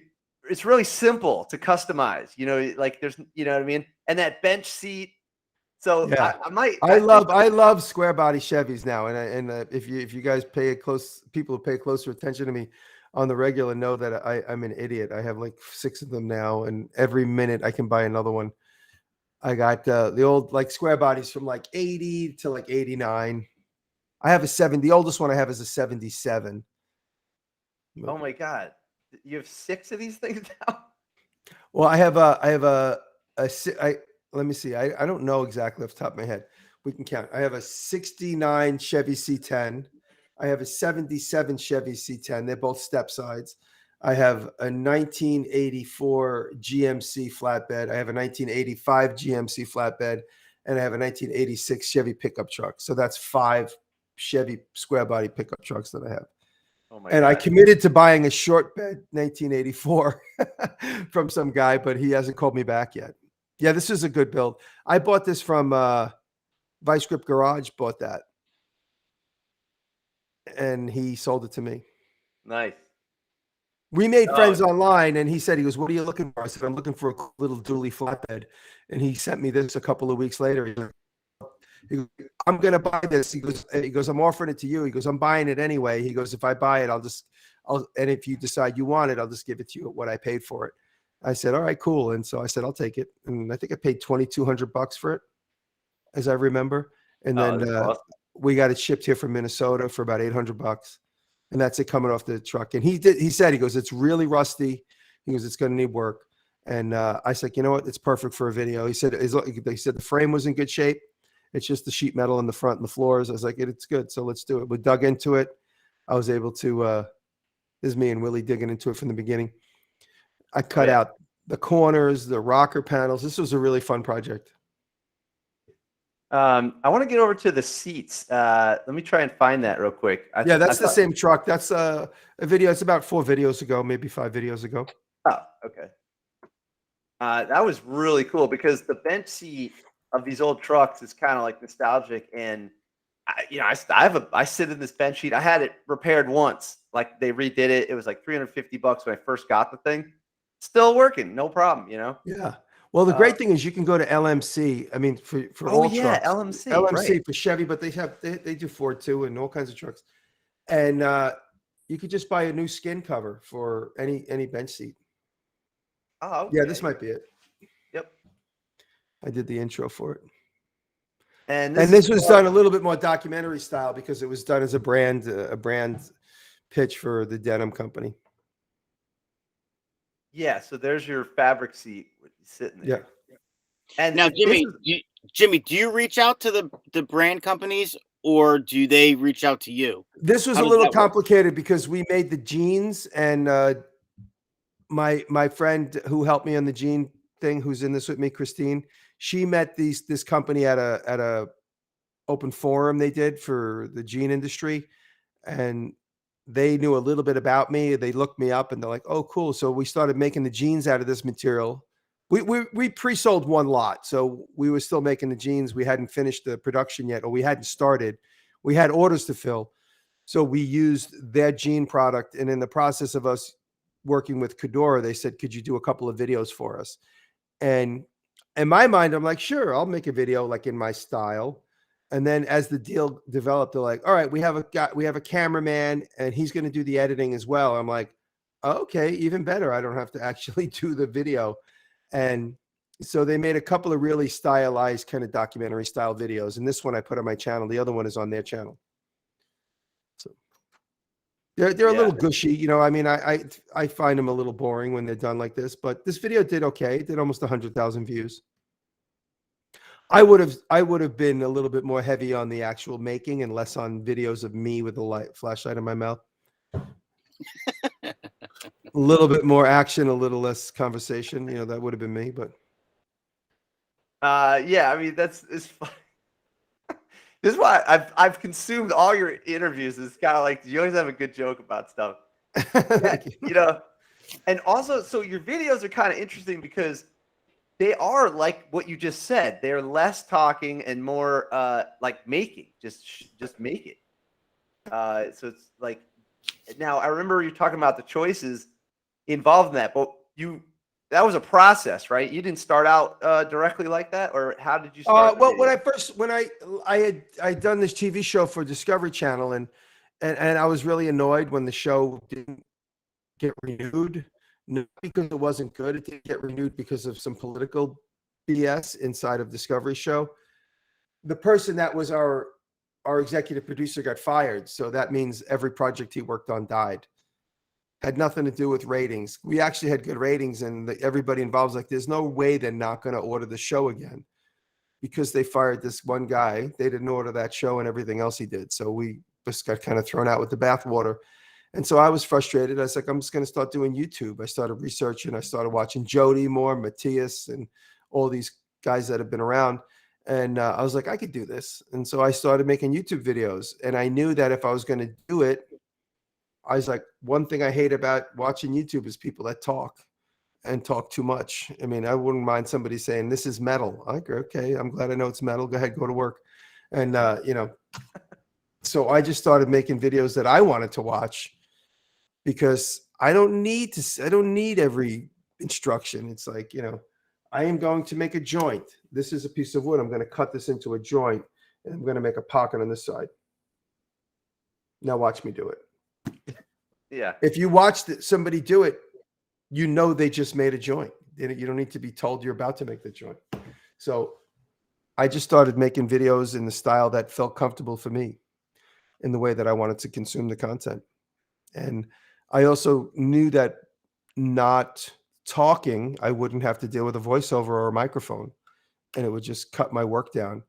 Having to make a video and then either look at the camera and explain what you're doing, or go back and do a voiceover and jump in and out from in front of the camera. You know, logistically, that is a real big hassle when anybody makes a video. You're like, okay, when am I going to be on camera explaining what I just did? And does it need to be two cameras, one on my mouth, one on my hands? And so I just got rid of all that. And it's like, let me just shoot my hands and never explain what I'm doing, because it doesn't matter what I'm doing. People will figure it out. Well, and that's actually funny you bring that up, because there was something I saw, whether it was on your YouTube channel or another YouTube channel.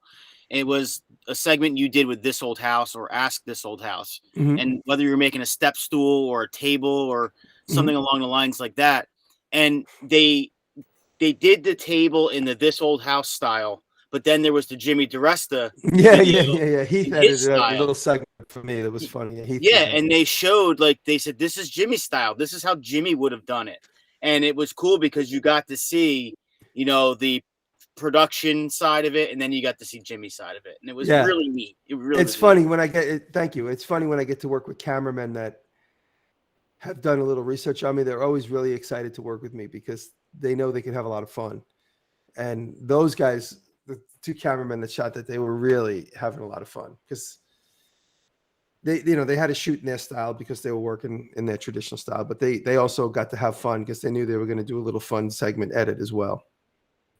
Yeah. Yeah, something out of their box, you know. Yeah, right. Yeah, it was neat. And then also music is always a pain in the ass. I recently used music on the last video that I posted because I had so many long edits with no sound because they were all time lapses, real time lapses. People think I shoot everything in time lapse. I just shoot it and then speed it up. It's a little bit different. Time lapse, you're missing a lot of frames. Oh, and you don't have any audio. Say it again. So you shoot it and then you speed it up in like an editing program, right? Yeah, I use iMovie and I would just speed it up. So that's why you also get the fast action, but you get the fast audio, which is sort of part of my trademark. But sometimes I shoot with time lapse of like mostly CNC because it's really boring and the noise is super noisy. It's just like the whole time. So if I speed that up, it's just going to be so I just time lapse it. It moves it through quickly, and then I just throw. Actually, the last video I did, the time lapse with some banjo music over it, just like open copyright banjo music that I found. It might even be Apple's music. It worked well, and every time I do a CNC fast forward CNC thing now, I'm just going to use that banjo music. It'll be like the trademark CNC music, I think. I got a lot of compliments that people like that sound over there. Yeah. So we've kind of talked about the early stuff. We talked about kind of the current stuff. What do you think the next 10 years? Oh man, I have no idea. That's a huge question. Well, no, I do have an idea, but hopefully we can make it work. I want to get into just selling products through like Walmart and bigger retail outlets and basically come full circle and be a company again. I used to own a toy company in the 90s, and it was complicated at that time, but I'm in a different position now.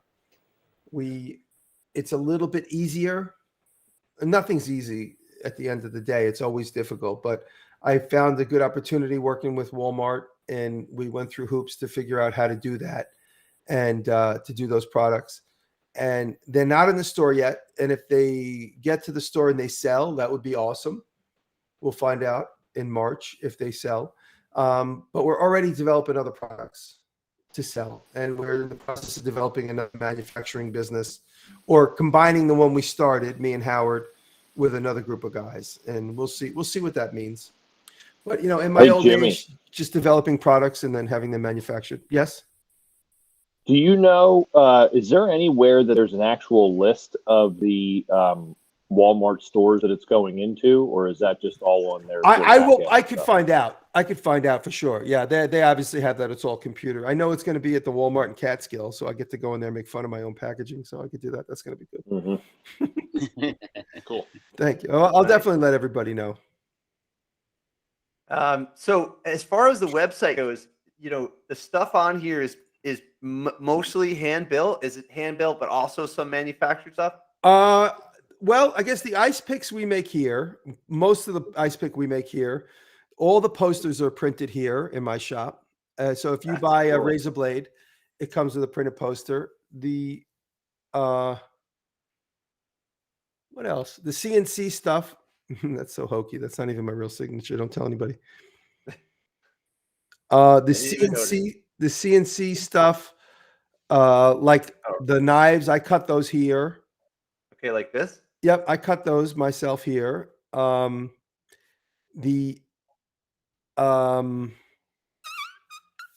else? The push sticks we make here. The old toolboxes, which I don't know, that toolbox right there, we haven't made in a while because those are the ones we're going to be selling in Walmart. We make those here. Mm-hmm. That's cool. Yeah, so that's going to be in Walmart. Push sticks, right? Sorry. Yeah, the push sticks we make here. There's only one left. Go. 5 left. Yeah, I CNC them and then we silk screen them here. Oh, those look great. Like, thank you. I see what you did there. Like so that's the signage right on top. Yep. It's just coming. Then you, and like, I always want to try and make a product where people will buy two. They'll put one on the wall and one they open up and use. So I try and make fun shit. It's like That's a another good insight. another thought process. So people always will, not always, but occasionally they'll buy two. I'm telling you, you're very creative. This is awesome. I Thank didn't you. even think of that. Thank you. And then also you have, let's see. Oh, here's the ice picks. Mhm. Are these the minis? Yeah, these are the minis. There's more than one mini left. No, 75. Oh, there it is. Okay, I'm looking at Yeah, the quantity. minis. Yeah. The minis are there. The minis with the magnets are sold out. The mini magnets is sold out because I know I haven't made them in a while, but we have full-size magnets now. The classic 80, with 80 left. So 4 gone as we spoke. That's funny because we just put 100 of the large ice picks and 100 of the minis in the store the other day. And one of them might have blood on it. That's right. Yeah, I saw that. Yeah. And if you're lucky, there's actually about 10 of them have blood on it, but I don't want to gross everybody out. A lot in the video have food on them. You're always picking at a meatball or a piece of sausage with them. It's just so, it's like, this might sound corny or whatever, but it's just cool that here's, this person that, you're down to earth, but you're also an entrepreneur and also a manufacturer. Like, we can talk to you. It's great. And celebrity. Thank you. Yeah. I mean, he's them all. It's Jimmy Diresta. He does everything. Yeah. You're like, yeah, there might be some blood on it. Look, if you get the thing, send it back. No problem. It's all good. I feel like I'm talking to like an old friend of mine from New York City. I'm like, yeah, all right, cool. Oh, thank you. But he's always putting that ice pick in the videos. Like he's cleaning something out and he's like, oh, this is great for the ice pick. He's having Thanksgiving dinner. He's poking at the turkey sausage. Everybody, like when you hang out with guys that have the ice pick in their pocket, people pull it out all the time and use it. And like, I use it 50 times. I had dinner about an hour before I got with you guys at the milk run. I'm sitting there and I'm picking my teeth with the ice pick. It's like, it's always, and I used it 50 times for 50 other things. I remember you saying that, and I today there was some, like, I don't know how it got in there, but some like resin or glue that was stuck in a Phillips head, and I was like, oh man, what if I had like an ice pick? Yeah. And I went to go get I had an awl, but it wasn't thin enough. I was like, you know what? He's right. If I just had an ice pick, I could get that stuff out of there. Yeah. Now, Jimmy, what's cool about the videos is you're always doing something different. You're never like recycling the same techniques or the same projects. I try. I mean, I have done a few things. I do, there are things I go back to a lot, but that's just because it's me. It's like a vocabulary. We talk a lot and we find ourselves saying the same phrases over and over. But I try to reintroduce similar concepts in a new way, like the sign video that I just did. It's the first time I ever like made the sign and the bezel and then married them together later. It's the first time I ever did that. Like, so I always try and do something new. Jimmy, a lot of the other YouTube channels that you might see, you don't know who you're watching, so you have to look down to see whose video it is. Right. Your name's everywhere. Yep. You can't, it's hard to find a frame where your name isn't in. Sometimes I look at a video like this one and I didn't really put my name in anywhere. And I was like, whatever, I'll catch it next time. Is there a story behind the name? Yeah, but in the beginning, when my videos started catching some heat, they were getting stolen a lot. And I said, you know what, if my videos are going to get stolen, I want to make sure my brand is in it. And that's really the bottom line is videos get re-uploaded. They call it a fan re-upload. That's what they call it on YouTube. That means somebody has taken your video and re-uploaded it themselves. They call it a fan re-upload. And so the re-uploads, I wanted to make sure whether it ended up on Facebook or break.com or any of these other sites, I wanted to make sure my name was throughout it. So if anybody decided to do a medley or add a build segment to their own video, that my build segment would still be branded in my segment. If you put a little thing in the corner, they can crop it out. But if it's on every piece of the room, they can't crop it out. This is my Or you favorite paint part of your the tools. video.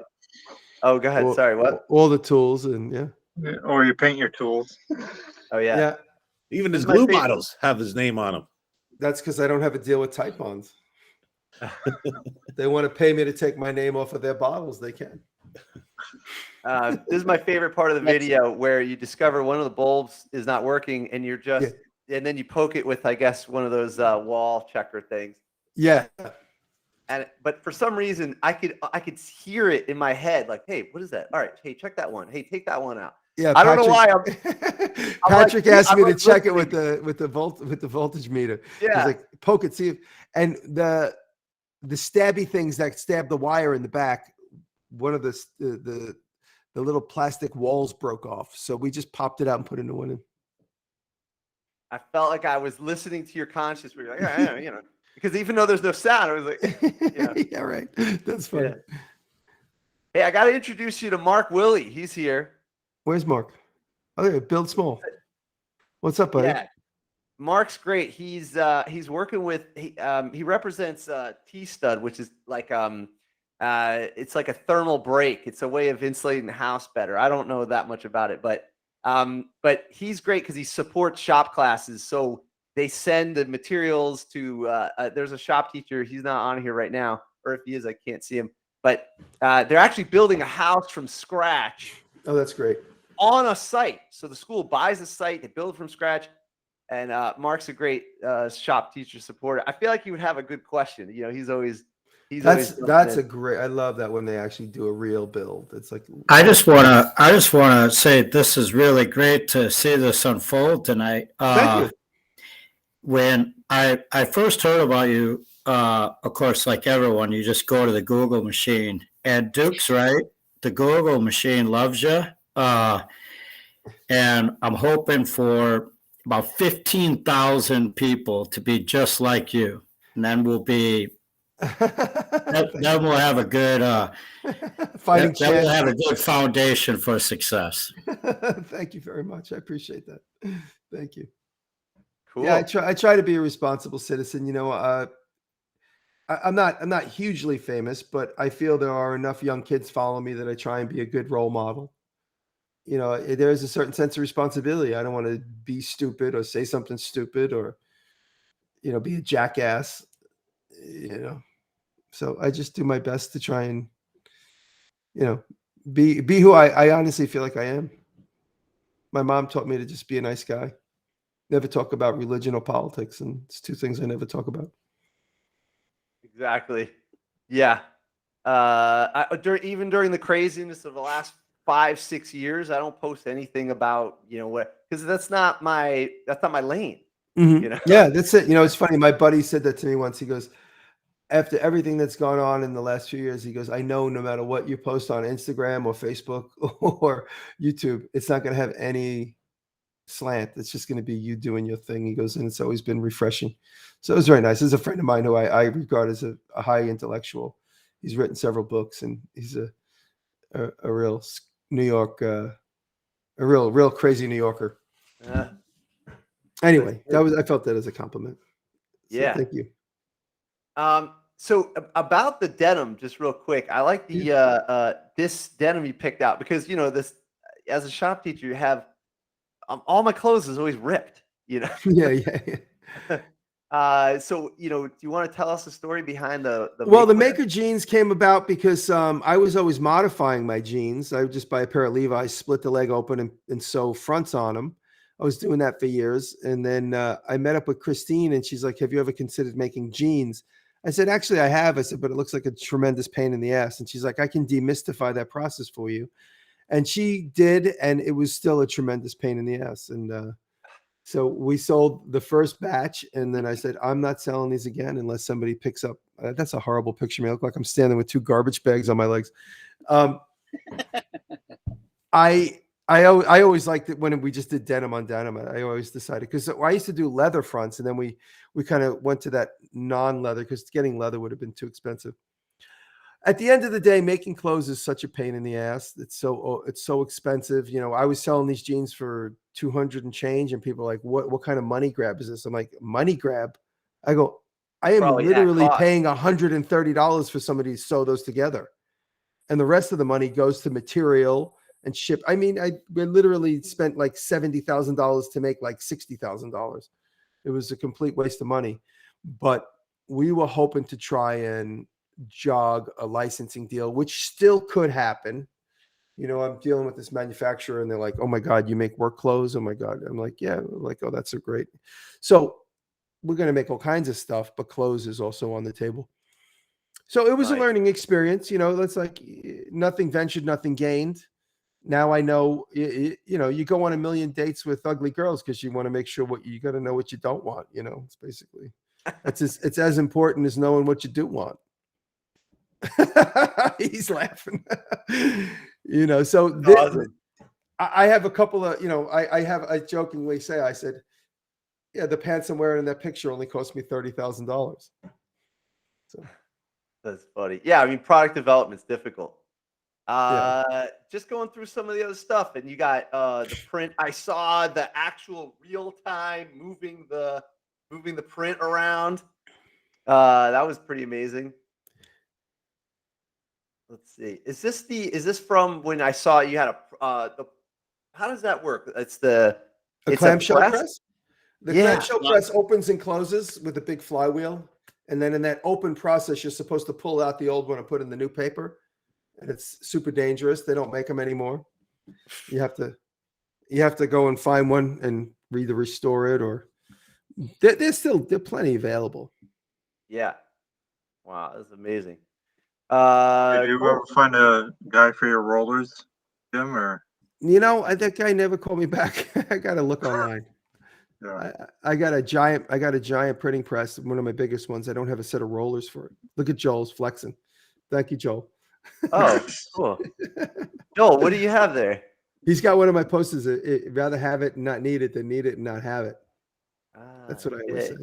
That was like my dad passed away like 6 years ago or something like that. Yeah. And that's actually how Jimmy and I first met. That's right. A long time ago. Yep. And he basically said this same thing like all the time. He's like, oh no, I'll probably use it sometime. Like, you know, I'll probably need it at some point. And right, like that poster, it just like really is exactly the same thing that he would say all the time. So yeah, I got one of those posters a couple of years ago.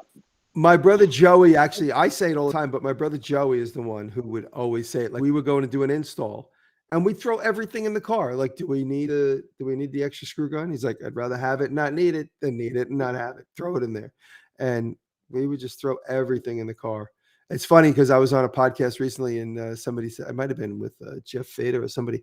And somebody said, you know, what do you bring to an install? I say everything I could fit in the car. Because the one thing you don't bring is the one thing you're going to need.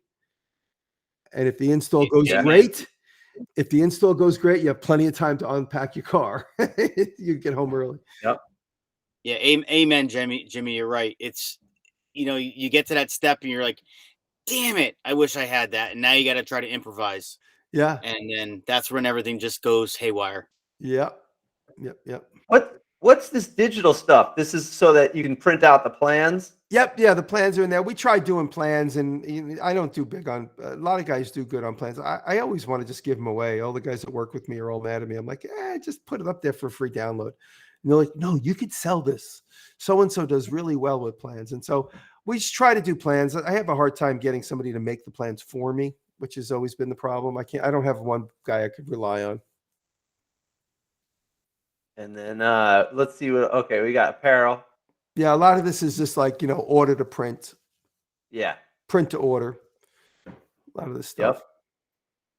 Yep. And then because there's, you know, even though it seems like I'm just going through the site, there's always a story behind some of this stuff. So I'm just like clicking around. Well, we don't have any, I noticed we don't have any camouflage hats anymore. Okay. Put camo hats on there. Hey, Jimmy, I'm curious.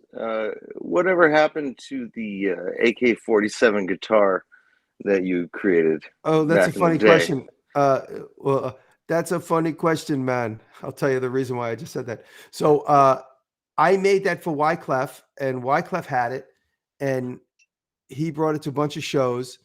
And then him and his team called me a couple of years later, and they're like, "Hey, Jimmy, this is actually Wyclef's manager. He's a famous guy in the record business. He just died. And I can't even remember his name. Lou, maybe. So Lou called me and said, "Hey, Jimmy, it's Lou. I got Wyclef on the line. We want to make that guitar. We want to figure out how to make it in production." And I go, "Oh, all right." I said, "Well, I would need the original one back, because I never really took notes on the exact size of everything." And I go, "Hey, Wyclef, do you know where the guitar is?" And he goes, "Oh, that's a funny question, man. It's funny you should ask that. I don't know where it is, man." I go, "What do you mean?" He goes, "I don't know. We lost track of it about a year ago."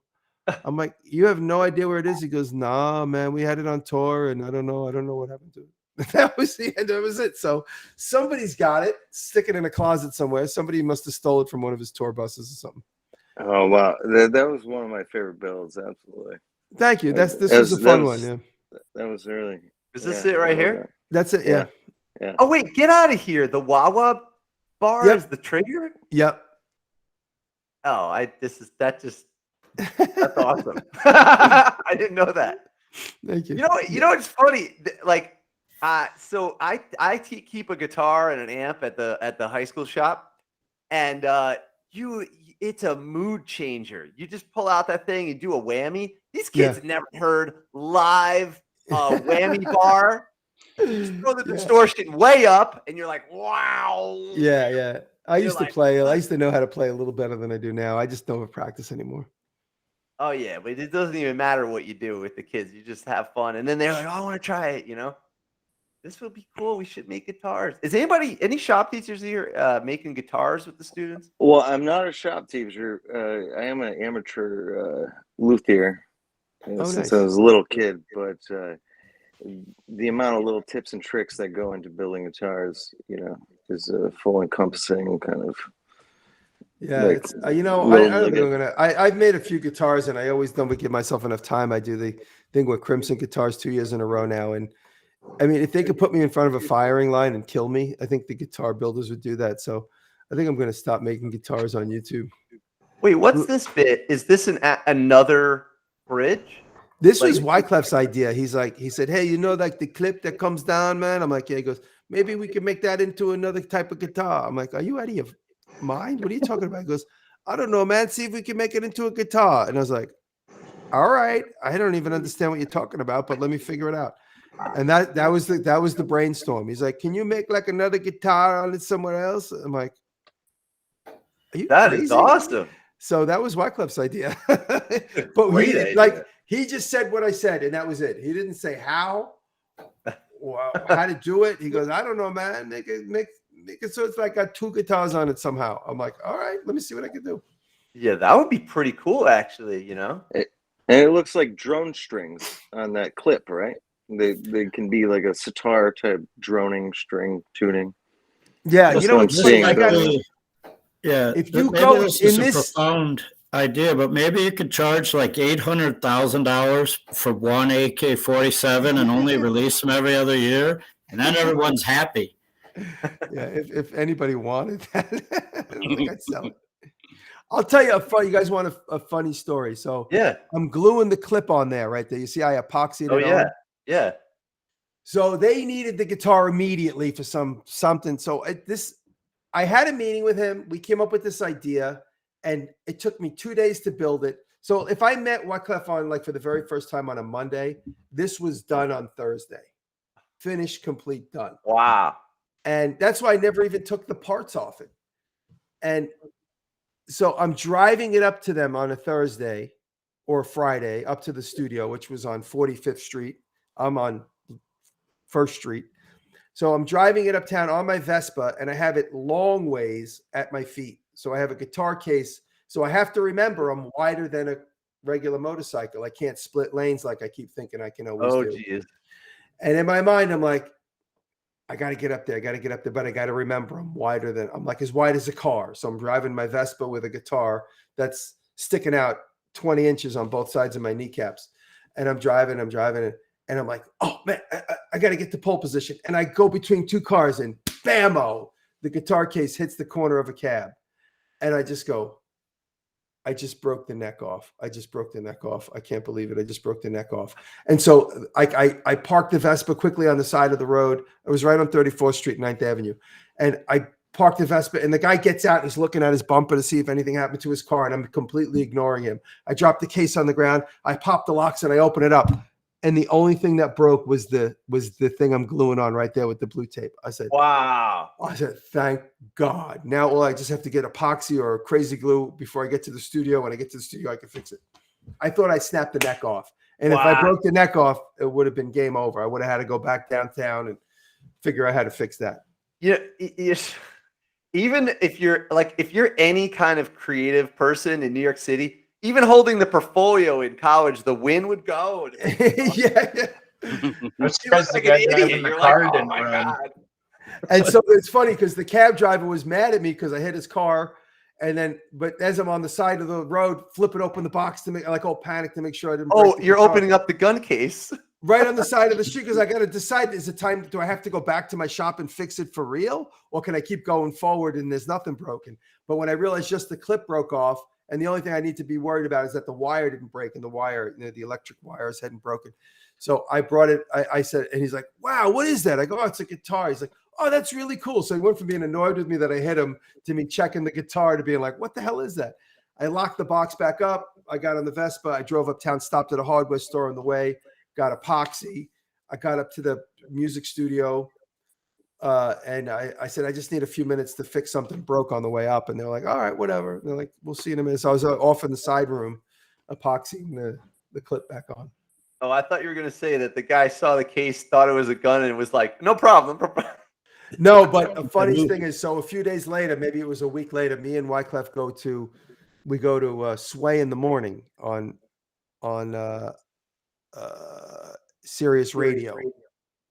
And you can look this up. You can Google Wyclef TMZ guitar, gun guitar.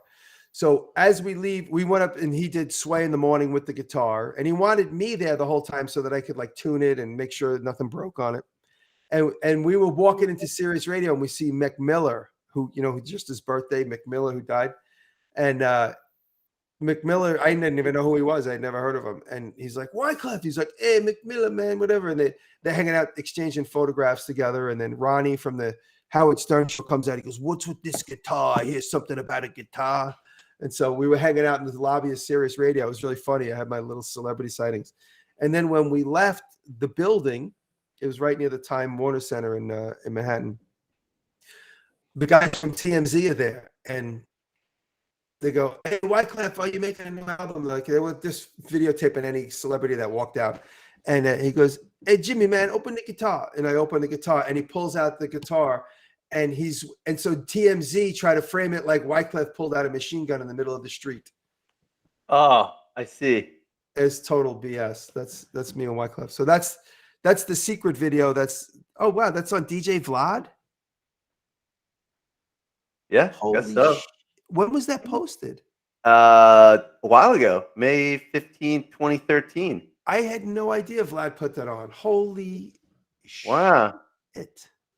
I had no idea, because this is a secret video that is unlisted on my channel, that when you go to the Wyclef, the original video, it's in the description. You click and it takes you to this video. Wow. I had no idea that Vlad reposted it. In a way, it is kind of secret, because 30,000 on something this cool, that's wild. But over this many years, oh my God. Yeah. That's cool. I'll watch this interview later. That's awesome. Look, he's playing it. Oh, he's playing both. Yep. It's crazy. He really is a musical genius. I mean, we had so much fun. I got very inspired watching him just play around in the studio. He is a musical genius, and there's no mystery about why he was so famous with the Fugees. And he did tell me, though, he goes, the fastest way to ruin your career is to try and become the president of Haiti. I said, don't worry, I won't try and do that. Is that what he tried to do? Yeah. He said he goes, I ruined my career trying to become the president of Haiti. Oh my God.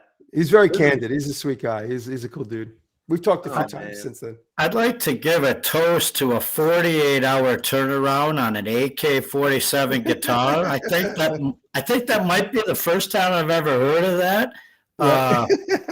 And given the reaction that Nick had jumping around when you pull that out, I think that's the first time he might have seen it too. It's beautiful. Thank you. That's Thank you. amazing. Well, I do credit the fast turnaround the fact that I only had to just do my fun parts. I didn't have to actually make a guitar. So I just built on a prop. But yeah, that was a fun build. It was a real fun time. And then I put the video up, and the video immediately started doing well. It's my second highest rated video on my channel. But for years, it was my first highest rated video. Thank you for sharing that story. That's awesome. Yeah, I can't find thanks, the man. TMZ thing, but I could see that happening. Yeah, let me see if I can quickly find it. If you Google Wyclef TMZ Gattar, Gattar, that's what they might have called it. Jimmy, what's the number one rated? It's the restoration of the Winchester rifle.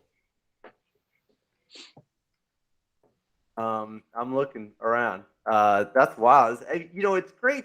All the stuff that you make always comes with a story, you know? Yeah, that's fine. Thank you. Yeah. Oh, here we go. Ron, can you show us that video of that one time you were on TMZ? Sorry, I can't show that here, you know. Did you find it? Yeah, I found it. I think so. Hold on. No, Ron is actually on full restriction today. Not allowed to go on Google Maps. We put him on full restriction. No Google Maps today. You might be able to see me in the background there, but this is so All stupid. right, here we go. This is like an explanation or something like that. Let's see. It's like another. Oh, here we go. Look at that. That's me. Word. That was when I first was. No, that's him with a different version of that same guitar. That's when he found that. He bought that and he wanted his own version. That's how the whole thing started. He bought that and he's like, he bought it on like Amazon. He's like, I want my own version. And that's how we met him through a mutual friend. Yeah, that's cool. She's like, oh, this would be terrible. I don't even know what she's saying, but I can tell her. She's like a Karen or something, you know. And that's I photographed that. I took that picture and they ended up making it the back of the album cover. Wow, that thing looks crazy. So it's gone. Nobody knows where it is. That's what Wyclef said. He lost it. Wow. Hey, if the photograph you took makes it to an album cover, don't you get some sort of like, don't you get a Grammy? In a perfect world, yes, but not when you work for Wyclef and they make a decision without asking you. I'll figure out how to get you a Grammy. I think collectively we could do that. If you made that thing in 48 hours, we can make you a Grammy or something. He'll just make his own. Yeah, there's probably one on Thingiverse. I can't find the other. Do you have another? These are too much fun. I appreciate all the time you spent, but do you have another story for us? Because these are too good, man. hey, Jimmy, can you tell us a story, man? You got something? Give me something. Ask me a question about something that you've seen in my past. It give you a good story. All right. I got one. I got one for Ron. Age You're all talking at once, everybody.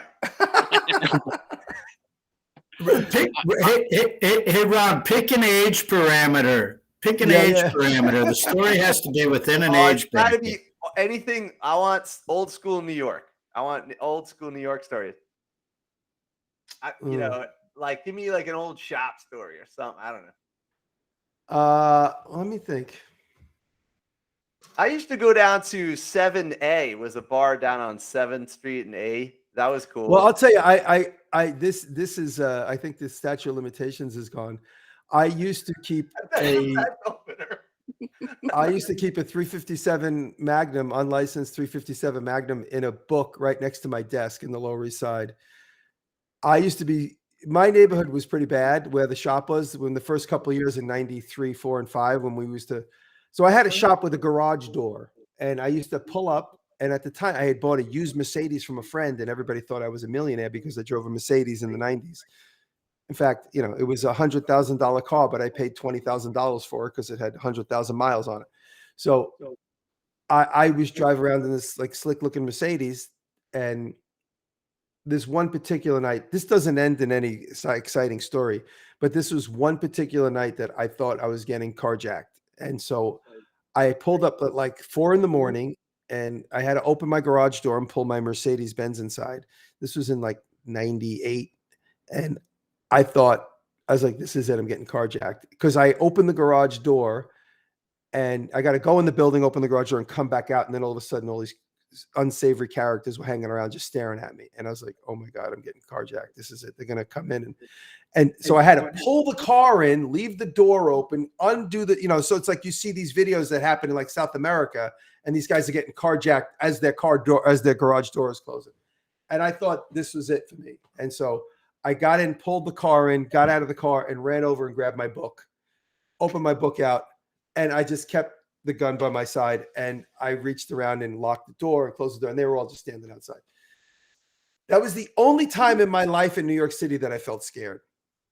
So people think like, I got mugged on a regular basis, and, I was always getting held up or I was getting in fistfights.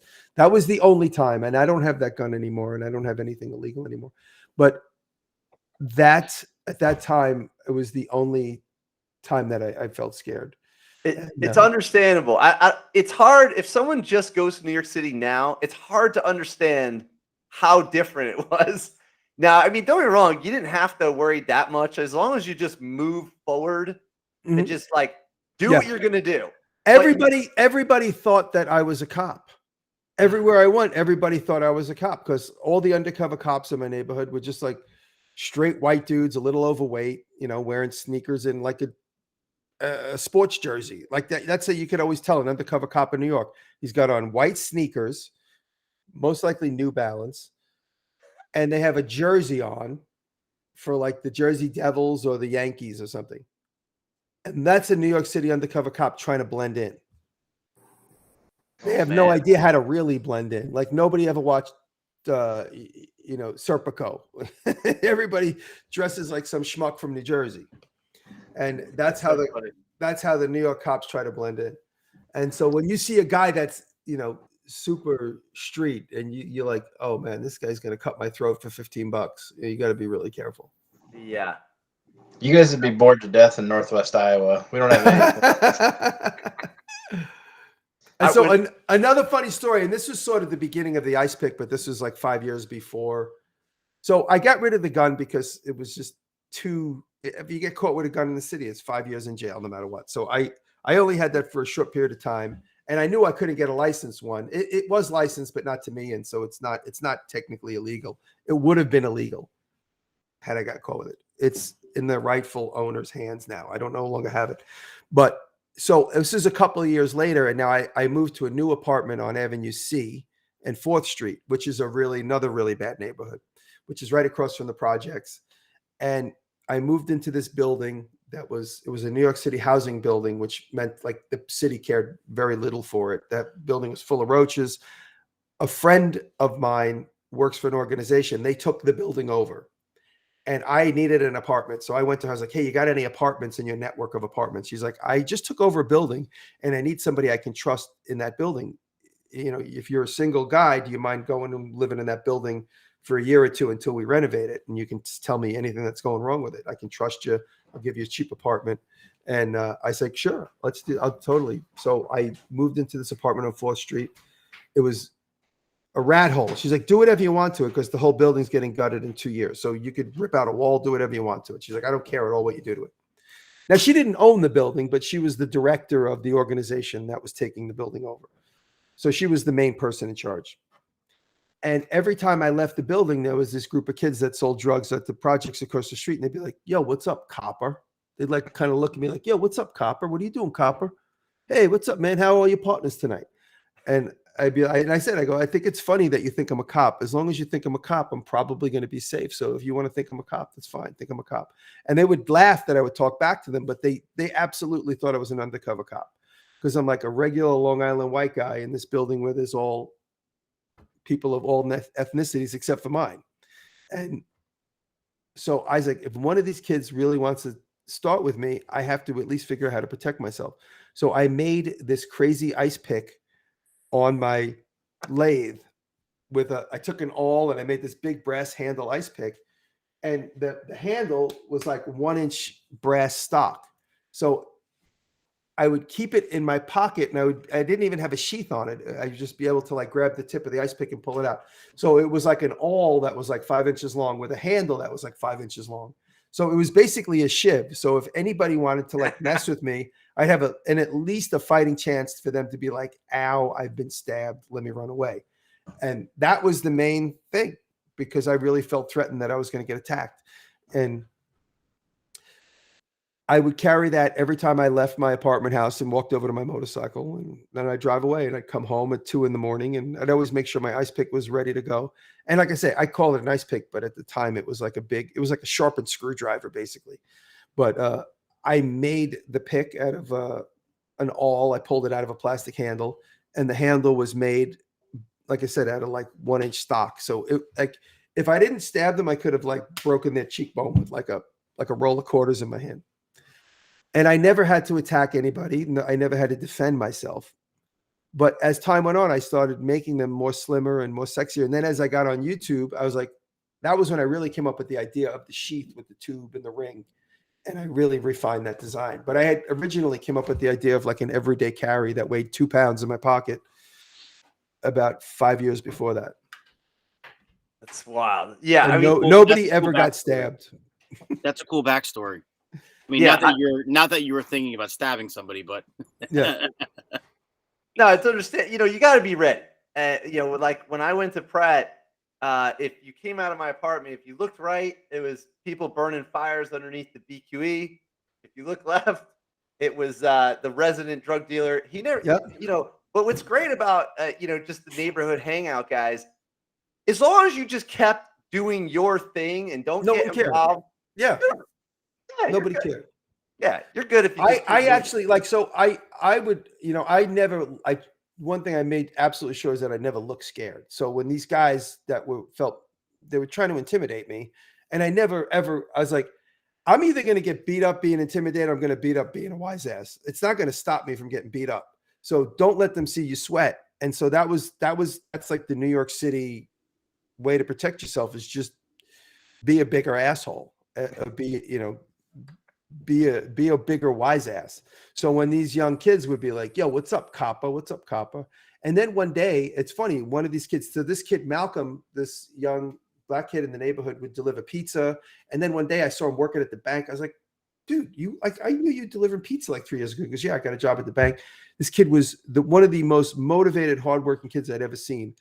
And one day I realized one of the drug dealer kids that was always picking on me, I saw him with Malcolm one day. And I said to Malcolm, I go, is that guy your brother? I go, you guys look awful. He goes, yeah, that's my younger brother. He goes, he's a knucklehead. And so one day when this kid was like, yo, what's up, Kappa? He's the kid that would always say Kappa. I go, you're Malcolm's brother, aren't you? He goes, how do you know my brother? I go, I know your brother from the neighborhood from years ago. And he like gave me this sideways look, like this kid knows, this cop knows more about me than, anyway, that I developed a respect with him, because I was like, I know your brother. Your brother's a good guy. I go, your brother's a good role model. I didn't say you should be like your brother. I didn't say anything like that. I didn't want to be insulting. I just said your brother's a good role model. He's a hard worker.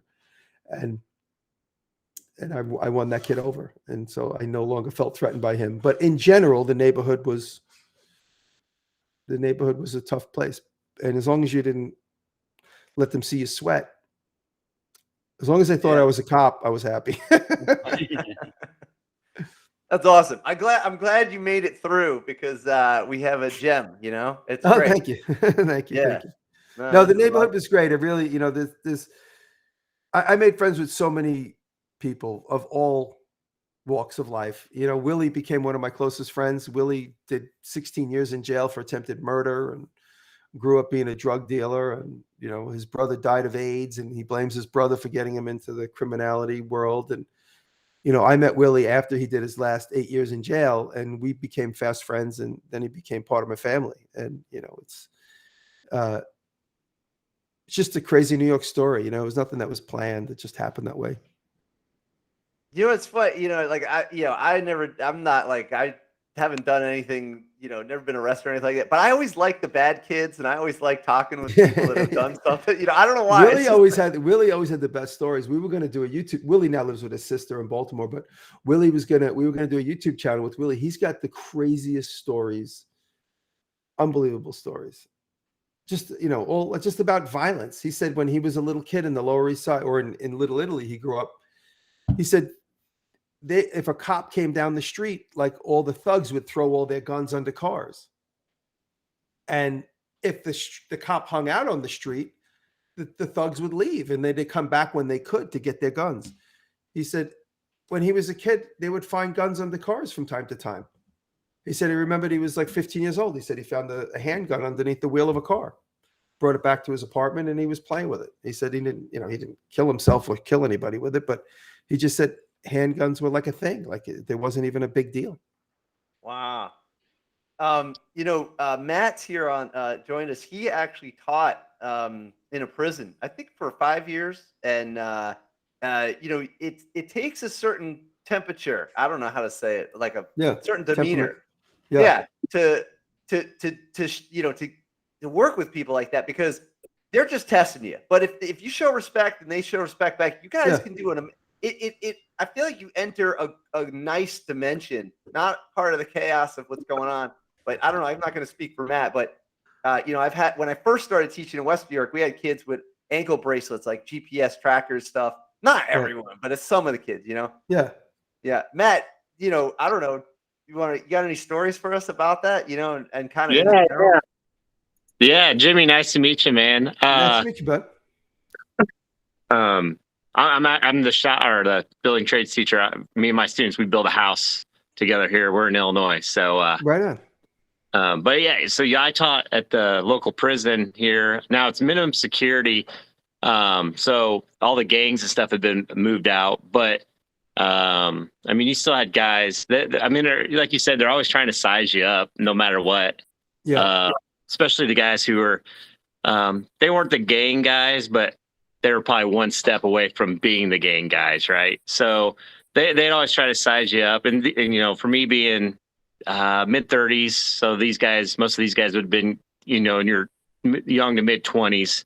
So, the older guys, they didn't deal with that stuff. The older guys in prison would be like, little boy, knock it off kind of stuff, right? But I had them in shop class stuff, and it was a good experience. It was fun. But like I said, if you kind of try to relate with them, or if they try giving you a hard time, you just kind of gave them a hard time back.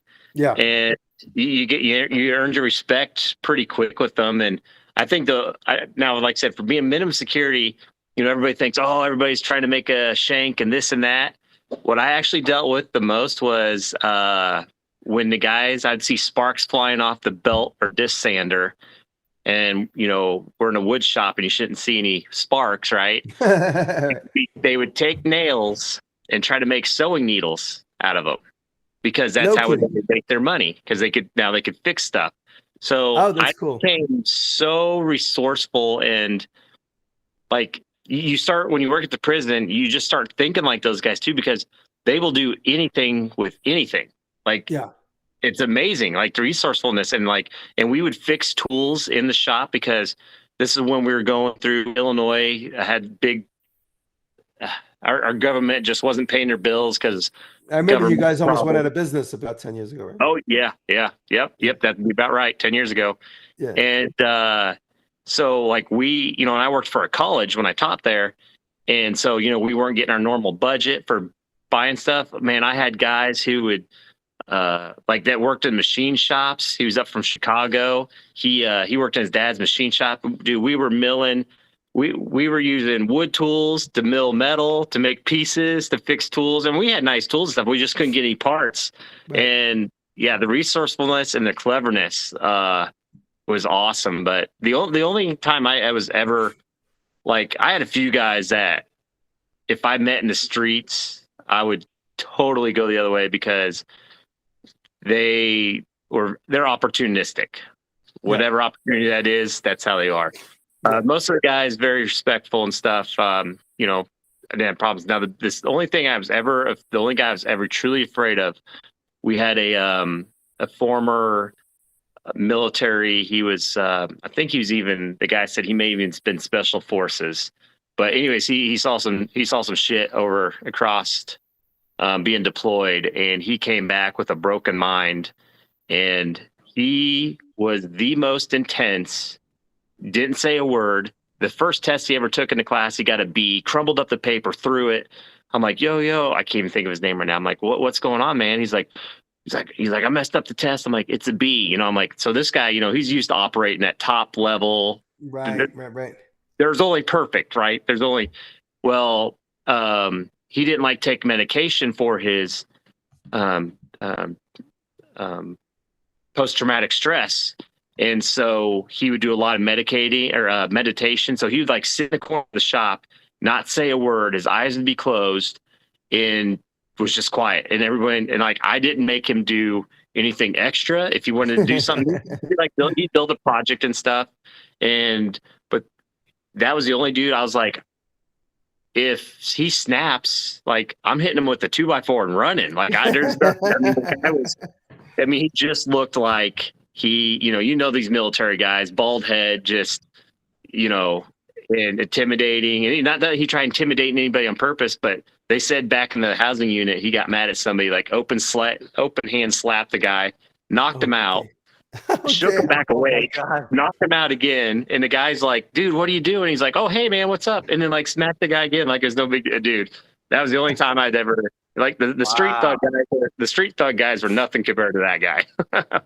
Also, Matt, though, for everyone's perspective, because I've stood next to you on a few occasions, you're a calm, welcoming person, but you're also, you're pretty good stature. You're built pretty solid, right? You could stand next to a big dude and not have to worry about what the big dude has to say. So the fact that stuff happens around you is kind of odd. It can happen around other people, but you already bring people down, and can handle things. And I think that was my first experience of teaching. That's I went from the carpentry world to into teaching, and that was a great experience because you were working with, like Jim, you said, working with adults. Mm-hmm. Working with adults compared to high school kids is so much easier. But it was one of those things where, for me, I was peers with those guys. I was in my mid-30s, and they were, anywhere from younger down to 20, 21 years old, up to guys who were 50, 60 that taught me all kinds of stuff in that construction class. They'd been doing, union guys forever, or been working up in the, Chicago or whatnot. And oh man, I learned, we had a blast. And that was the thing. Like, I remember one of the kids, I say kid, but he was, 25. And he was up from Aurora, Chicago area. And he's like, yo, Mr. B, he's like, your class is the first time I feel like I'm not at prison. And I was like, huh. Yeah.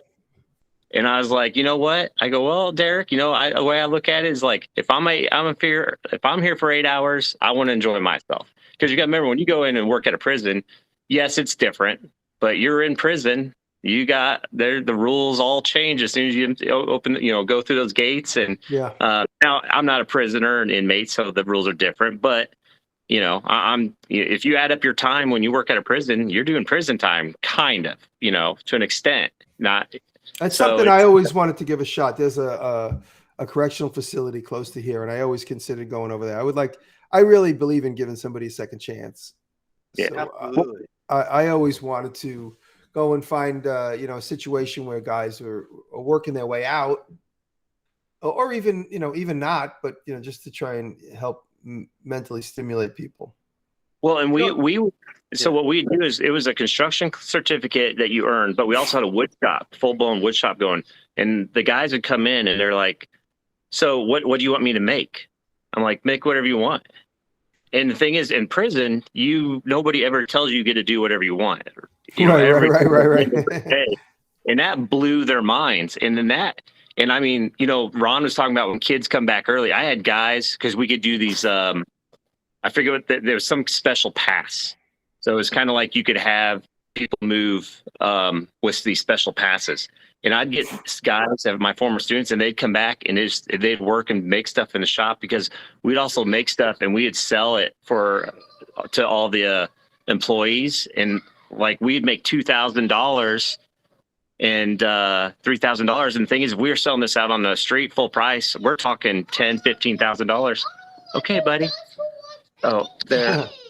My 5-year-old is having a meltdown because of the remote. Okay, buddy. I'll be there. Okay, let me tell my story. I'll be down there. And but anyways, these guys were making amazing stuff, and I had guys that had never used any tools, and they're like, "Hey, so if I got a table saw and a miter saw and a router when I got out of here, I could build my own furniture, right?" I'm like, "You could build all kinds of stuff." And I mean, these are guys in the city that would never mess with anything. But I mean, the stuff that came out of here was amazing. And I'll tell you what, you want to spend, I've said this before, spend money in schools, spend money in schools in the prison, because to my knowledge, out of approximately 100 students I had, only one guy came back. And that was got back into the drugs. That Derek guy that I was talking about, he called me a few months after he got out, and had got a job working with a company that builds decks and was moving up the ladder for them. And the education isn't huge, and vocational is a big thing. Trades is a big thing there. And I mean, talk about empowering some guys. And I say it all the time, you know, I say it because I'm alcohol free, and, you know, I don't judge anybody that drinks. It's totally cool with me. But the idea that you could empower somebody, or somebody can empower themselves by making something, it could take their mind off of, you know, if you have a drug problem, or if you have a depression problem, or if you have, you know, misguided life. For some reason, you're misguided. You know, like Willie always expressed, he felt misguided. He was misguided. He wasn't lofted in a good direction, you know, early on. And even if you're already on a bad path, to help somebody realize what their potential, and be like, you know, I never used the bandsaw. I never used the CNC machine. I never used the laser cutter. Wow, this is, you know, the potential is just, it's amazing to unlock somebody's potential, you know. And I like that. Go ahead, Jimmy. Sorry. No, I was just going to say, no, I just, you know, that's, for me, that's a big part of what I feel like I'm doing on YouTube for a lot of people, you know, for the first time, but people that are already crafty and skilled in one way or another sees what I'm doing and like, oh wow, I don't have to stay in this one lane. I can go in these other lanes. And, you know, I don't have to feel ashamed. I get this a lot. Like, you know, you've made me realize I'm a generalist and I'm not just a carpenter. It's okay to want to do 70 things and only make money at 3 of them. You know, a lot of guys feel a sense of guilt that, you know, I'm not in a rock band. Why do I want to build a guitar? Like, there's no purpose for it. But there is a purpose for it, because it's freeing your mind. It's keeping you from being depressed, and maybe it's keeping you from doing drugs. You know, it serves a purpose. Yeah. Oh, my guys, I mean, so they got my class, they were approximately a year from being out. And they all said, you know, I mean, I would shake those guys' hands at the gate. You know, I'd be coming in the door. They're sitting in the bubble waiting to go out the door to freedom. And, you know, they'd even tell me, hey, being in your class made that last year or 9 months, whatever the time frame was, just fly by. And I mean, I had a pleasure. Like, there's some guys, I mean, actually, there's a couple of guys that now that I don't work there, I'm in connection with and talk to. And I bumped in a few that were local people. Well, not our town local, but Springfield, Illinois local and stuff. So yeah, it's pretty cool. Like I said, it's you know, our industry provides a lot of opportunities for people in every walk of life, man. Some of my closest friends are my students. You know, like I said, Rafi was never officially in my class. Rafi, you just crashed my class, right? Yeah. Well, I heard about your class a year after I was able to take it. Right. And because someone said, oh, I learned that in Jimmy's class. I was like, what's Jimmy's class? And I waited for you in the hallway. You came out of your class and I jumped in and I was like, I missed your class. Do you mind if I audit? And you said, do whatever you want, man. And I sat in the back and I said, I promise I won't talk. I won't bother you. I won't, you know, whatever. And you kept on calling on me. You're like, Rafi, what did you do? I did every single assignment, even though I didn't take the class as for a grade. But, you know, it's funny because when you have a senior, it's like, Rafi's in the real world. He's a year ahead of you guys. He's in the real world. Rafi, what, right? Get that. The students always hear this in the real world. And then when you can get a live one, that's like even a few months ahead of them. I'm like, how tough is it out there? Is it really as hard as they say? This is awesome. This is awesome. Yeah, I think this Hey, in general. Oh, Justin, what's up, man? What's up, Justin? Hey, I just wanted to jump on something that Jimmy just said a minute ago.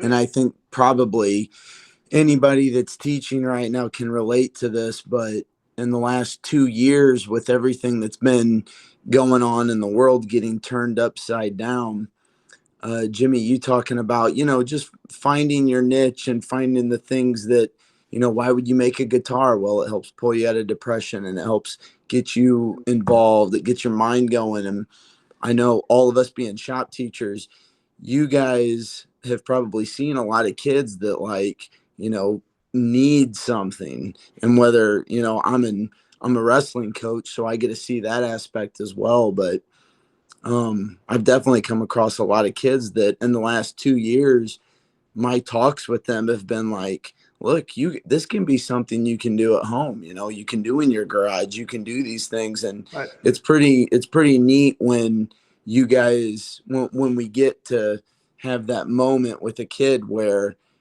my view of being a shop teacher is just kind of helping them dip their toe in the water a little bit, but it's really them. They've got to take the jump. And so that's what I've always thought of it. And Jimmy, you saying that a minute ago, just about, finding a thing in life. Like, I think that's where most of our, when people want to bitch about kids now, it's because, well, they want to say, oh, these kids aren't the same as they used to be, or things are so different or whatever.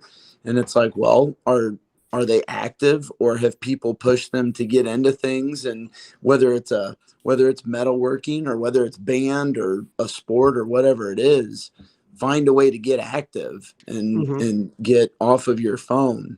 So, as we're all on phones here tonight, but we had kids that they kept saying they were gonna, if we go virtual, we had kids that parents were part of the school board or part of, the active parents and stuff said, if we go virtual, you open up the shop, we'll bring them. Like, we want them to be in shop that bad. So nice. Yeah, it's like a therapy, like even, admittedly, I don't know what, during COVID, everybody's locked down. I don't want to use the word depression, but I got, cabin fever or whatever, and you kind of get down a little, you're stuck at home and everybody's, whatever. But when you go make something, it's like you just enter another dimension. So I say this all the time. I had the most creative 2 years of my life because I didn't have to go anywhere. I didn't have to see anybody as often as I ordinarily would. Yeah. And it was just a fantastic time to just vegetate and be alone in my shop. Yeah. I spent most of the time with Aaron, and then unfortunately we lost Aaron. And now I'm alone for the most part. I mean, my friend Mike is part-time and Rob Rojas is part-time, but about 80% of my week is spent alone. And honestly, I really love it. I mean, I would do anything to have Aaron back, but I'm in no rush to get like a full-time assistant, because just being alone and being able to just kind of float around like a butterfly. It's like, oh, let me play on this machine for a minute. Let me play on that machine for a minute. Let me play on that machine. But having somebody around, I kind of felt a little bit of I need to live a regular life. I need to be at the shop from 10 to 6. I need to have this.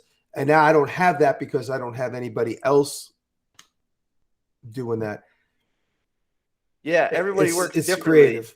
Yeah. It's been a transition, obviously not getting certain things done as often as I wish, like, production on all the website stuff. We do it in like spurts now. Me and Rob do them together sometimes, but just in general, it's a new thing. And I enjoy just being alone and just tinkering quite a bit and figuring things out. Jimmy, I have a quick question for you. Yeah. Where do you find yourself like in a point that I struggle with a lot is the separation of, okay, I got to go make some money, and I need to go, produce, or like at least in my off time, versus when is it time that when you do try and get more creative, or when the things that you're doing, you're trying to be more productive and or think of certain products, or how do you balance that at all? Well, Because there's times I feel certain guilt one way or the other. Yeah, the guilt does come in once in a while. I'm like, I shouldn't be so self-indulgent. I really should be working on a video, or I really should be doing this client job, or doing that edit that I promised somebody I'd have done. I'm working on an edit right now for a friend. And, every time I'm doing anything but that edit, I feel guilty because I told them I'd have it done sooner.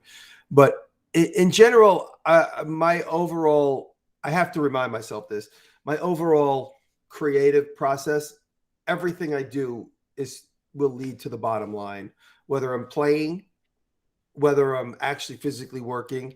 Obviously I have to make sure I meet deadlines like the trailer build I just did. And, you gotta keep your promises.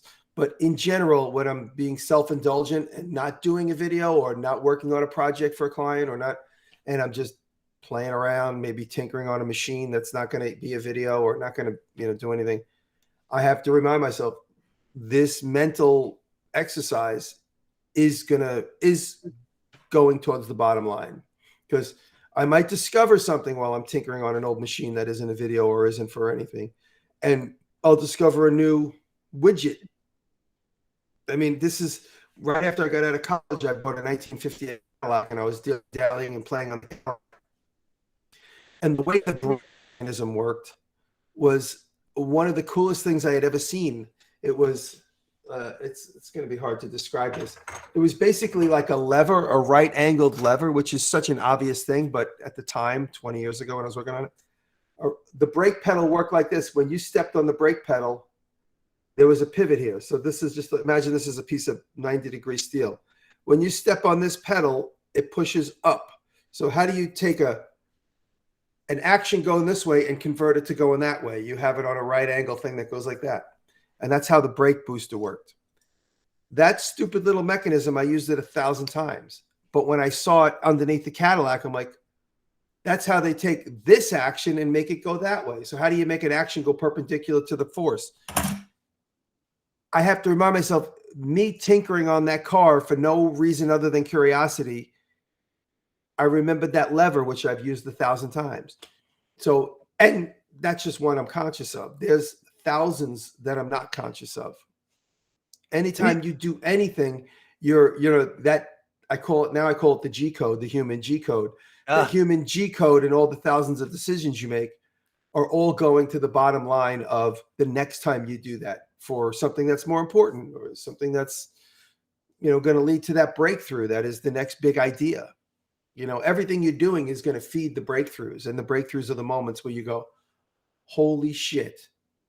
Now I know what this is all meant for. This is, holy shit. I'm going to make a big razor blade, or I'm going to make this ice pick kind of happen slowly, but those breakthrough moments where you realize, the breakthrough moment for me on this ice pick was doing this stupid dimple and the slot, that stupid dimple that creates that friction. How do you take the end of a tube without adding any parts to it and make it so it stays on there?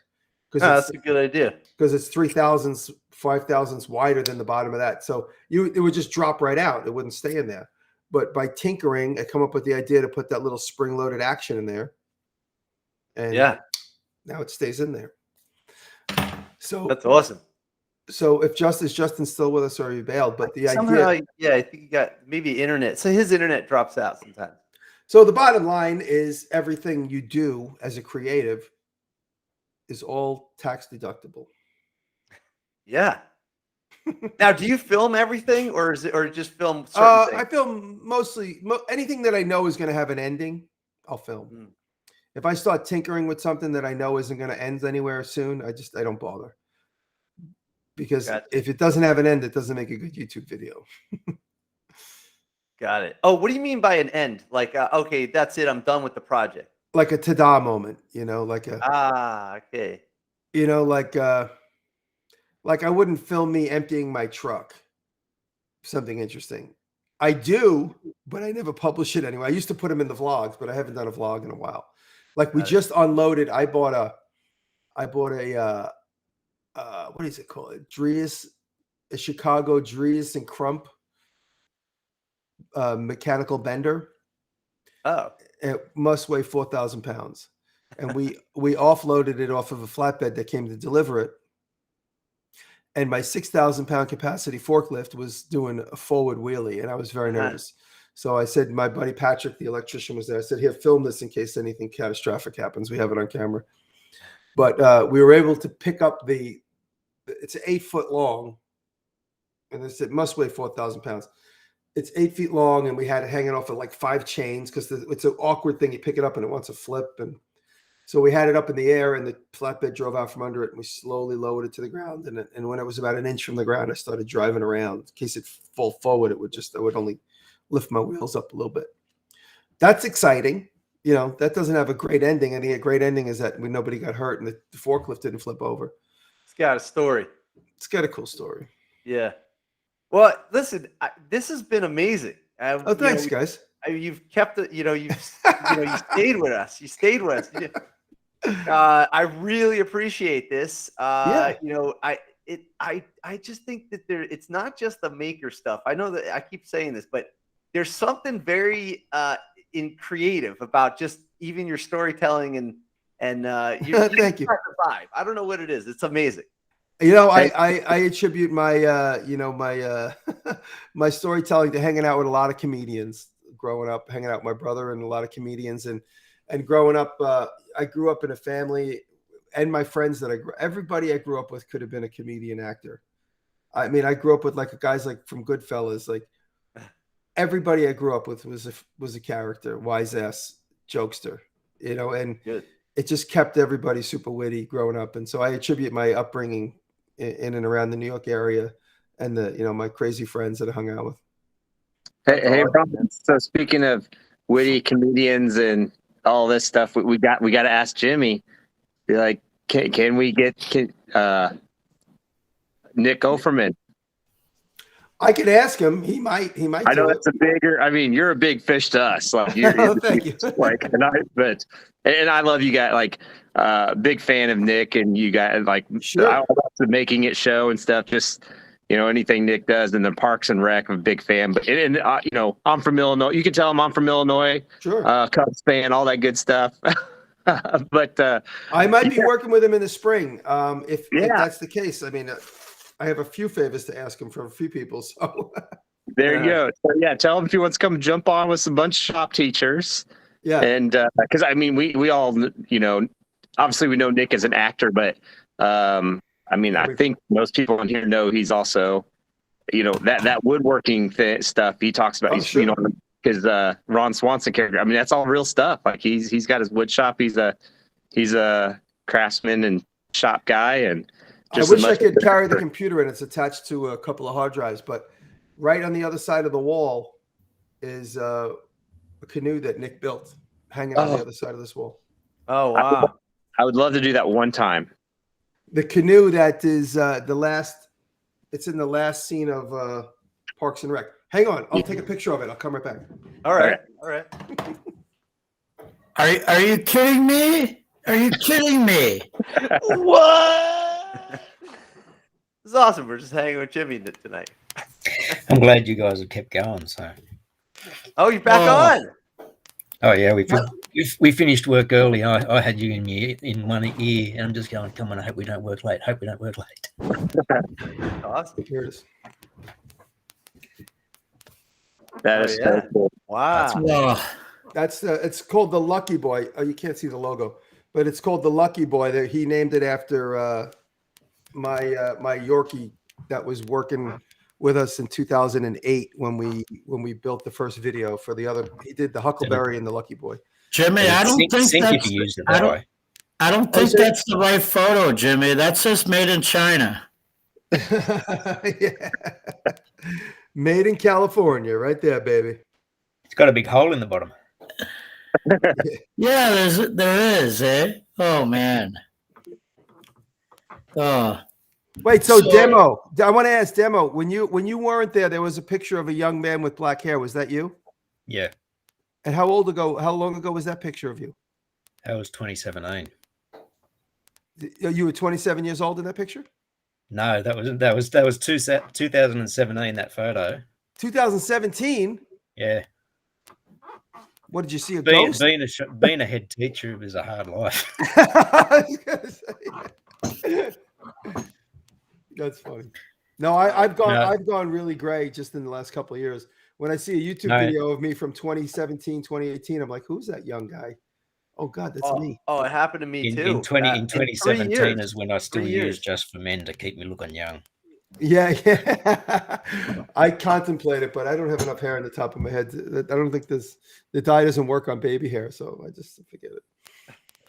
So I have a question, Jimmy. If you could suggest one or two characters, and I use the word characters loosely, right?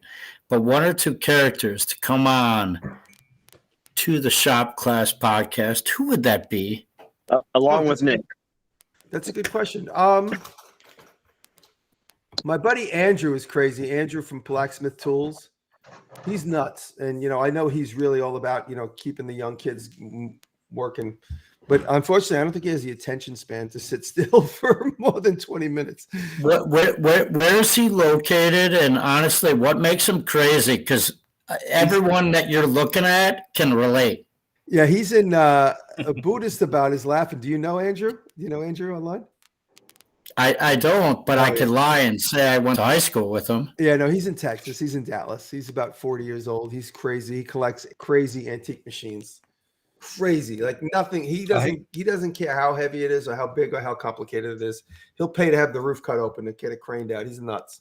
And what part of Texas is he? He's in Dallas. He's right in the heart of Dallas.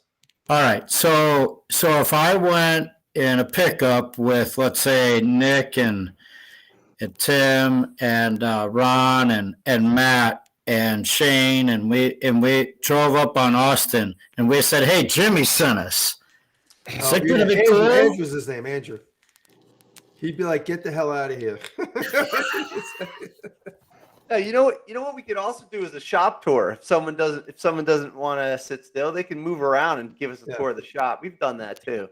I know Andrew was on a podcast. This is a funny story. Andrew was on a podcast once, and I don't want to say which one because I don't want to get him in trouble. He wouldn't care anyway. He was on a podcast and he was having a boring time, so he just shut off the computer. He just shut his computer.